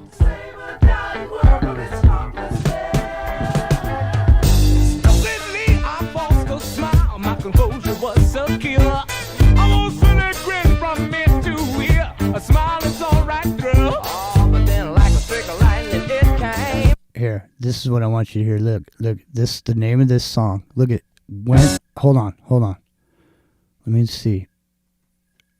I don't know what year this came out. This is way before 1975. This came out. This came out in 1975. Before Close Encounters of the Third Kind, before any of that shit. Yeah, before the internet. Contemporary of Jaws. Before the internet and before anybody knew anything about any Star Child stuff. The name of this song is Mothership Connection Star Child from 1975. Well, all right. Star Child, citizens of the universe, recording angels. We have returned to claim the pyramids. Partying on the mothership. I am the Mothership Connection. They have returned to claim the pyramids. Let's start Light year grooving. Well, all right. You hear the noise? Ain't nobody but me and the boys. Get down. If you hear any noise, it's just me and the boys. Hit me. Yeah, no, that's pretty amazing, actually. I know. I know. I'm just saying. So I'm thinking back over the lineage of UFO lore and motherships and stuff, and the idea is there through old books, but it was never conveyed in an artistic method like this before, really. I can't think of a movie pre-1975 with the mothership concept, right? Like you had many UFO movies like The Day There's Still or something like that, but you didn't have the idea of a mothership. And coming back to Claim the Pyramids, the Sun Ra connection and stuff, yeah. The other thing is, too, is when did cloning become known? So... 70s, mid-70s. All right. Whoa. They say the bigger the headache, the bigger the pill, baby. Call me the big pill. Dr. Funkenstein, the disco fiend with the monster sound. The cool ghoul with the bum transplant. cool ghoul with the funk transplant. Well, wait a minute. That's transhumanism, isn't it? It is, right? The cool ghoul. In other words, like he's dead but reincarnated. The cool ghoul with the funk transplant, like the transmutation of the consciousness to that. Yeah, that's pretty intense, man. I know. Here's another one. Here, let me give you another one here. Hold on, listen to this one here. This is hold on. Opposed to the booty. This is Theme from a Black Hole. Theme from the Black Hole. To the red march. My name is the one. Some people call me the bone. My name is the one. Some people call me the phone. Yakety yak. Nikki Sixx is back, Jack, and he says, yakety yak. Don't talk back. I saw you, hey Nikki, I saw your interview with Sammy when he came by and hung out, and you played with him and Michael. And it was, I think it was an interview about talking about how Michael got fucked over by Eddie. Here's the Big Bang Theory.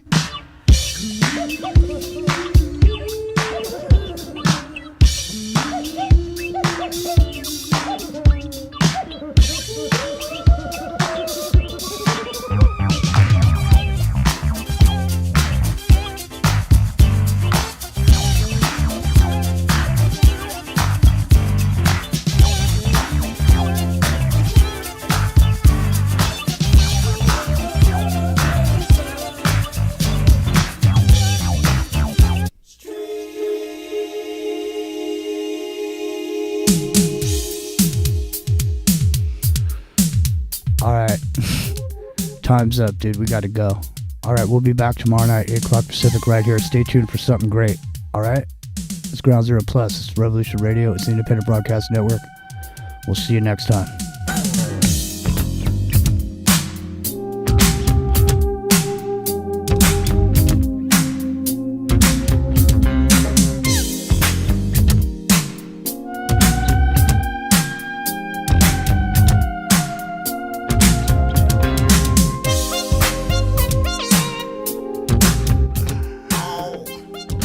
Ow. All right. Well, listen. We'll see you later. Rowdy doesn't like the music or something. Rowdy's asking questions, asking some questions. He's wondering how the fuck did we get here from there. Well, same as it ever was. He's asking himself questions. Yeah. No, it's a thing. I mean, you know it. You know what? The number one enemy of progress is doubt. Questions. Oh, they're close. Questions, man. Yep. All right, listen. Enough is enough, as like my grandma used to say. We'll check you guys out tomorrow. Take care. We'll see you later. Say goodnight, man. Good night, man. Hello, everybody. She's my Twilight Zone, my Al Capone. She's my Rolling Stones and my Eva Peron. And I like it. Yes, I like it. I like it. The way she wears her hair, yeah. And I like it. I like it. In room 1, 2, 3, she's elusive, you see, like the invisible man in drag. And when you come to meet her, you'll never agree that she'll be waving a skirt as a flag. Like a cold in October, she'll take you right over. It's not mean to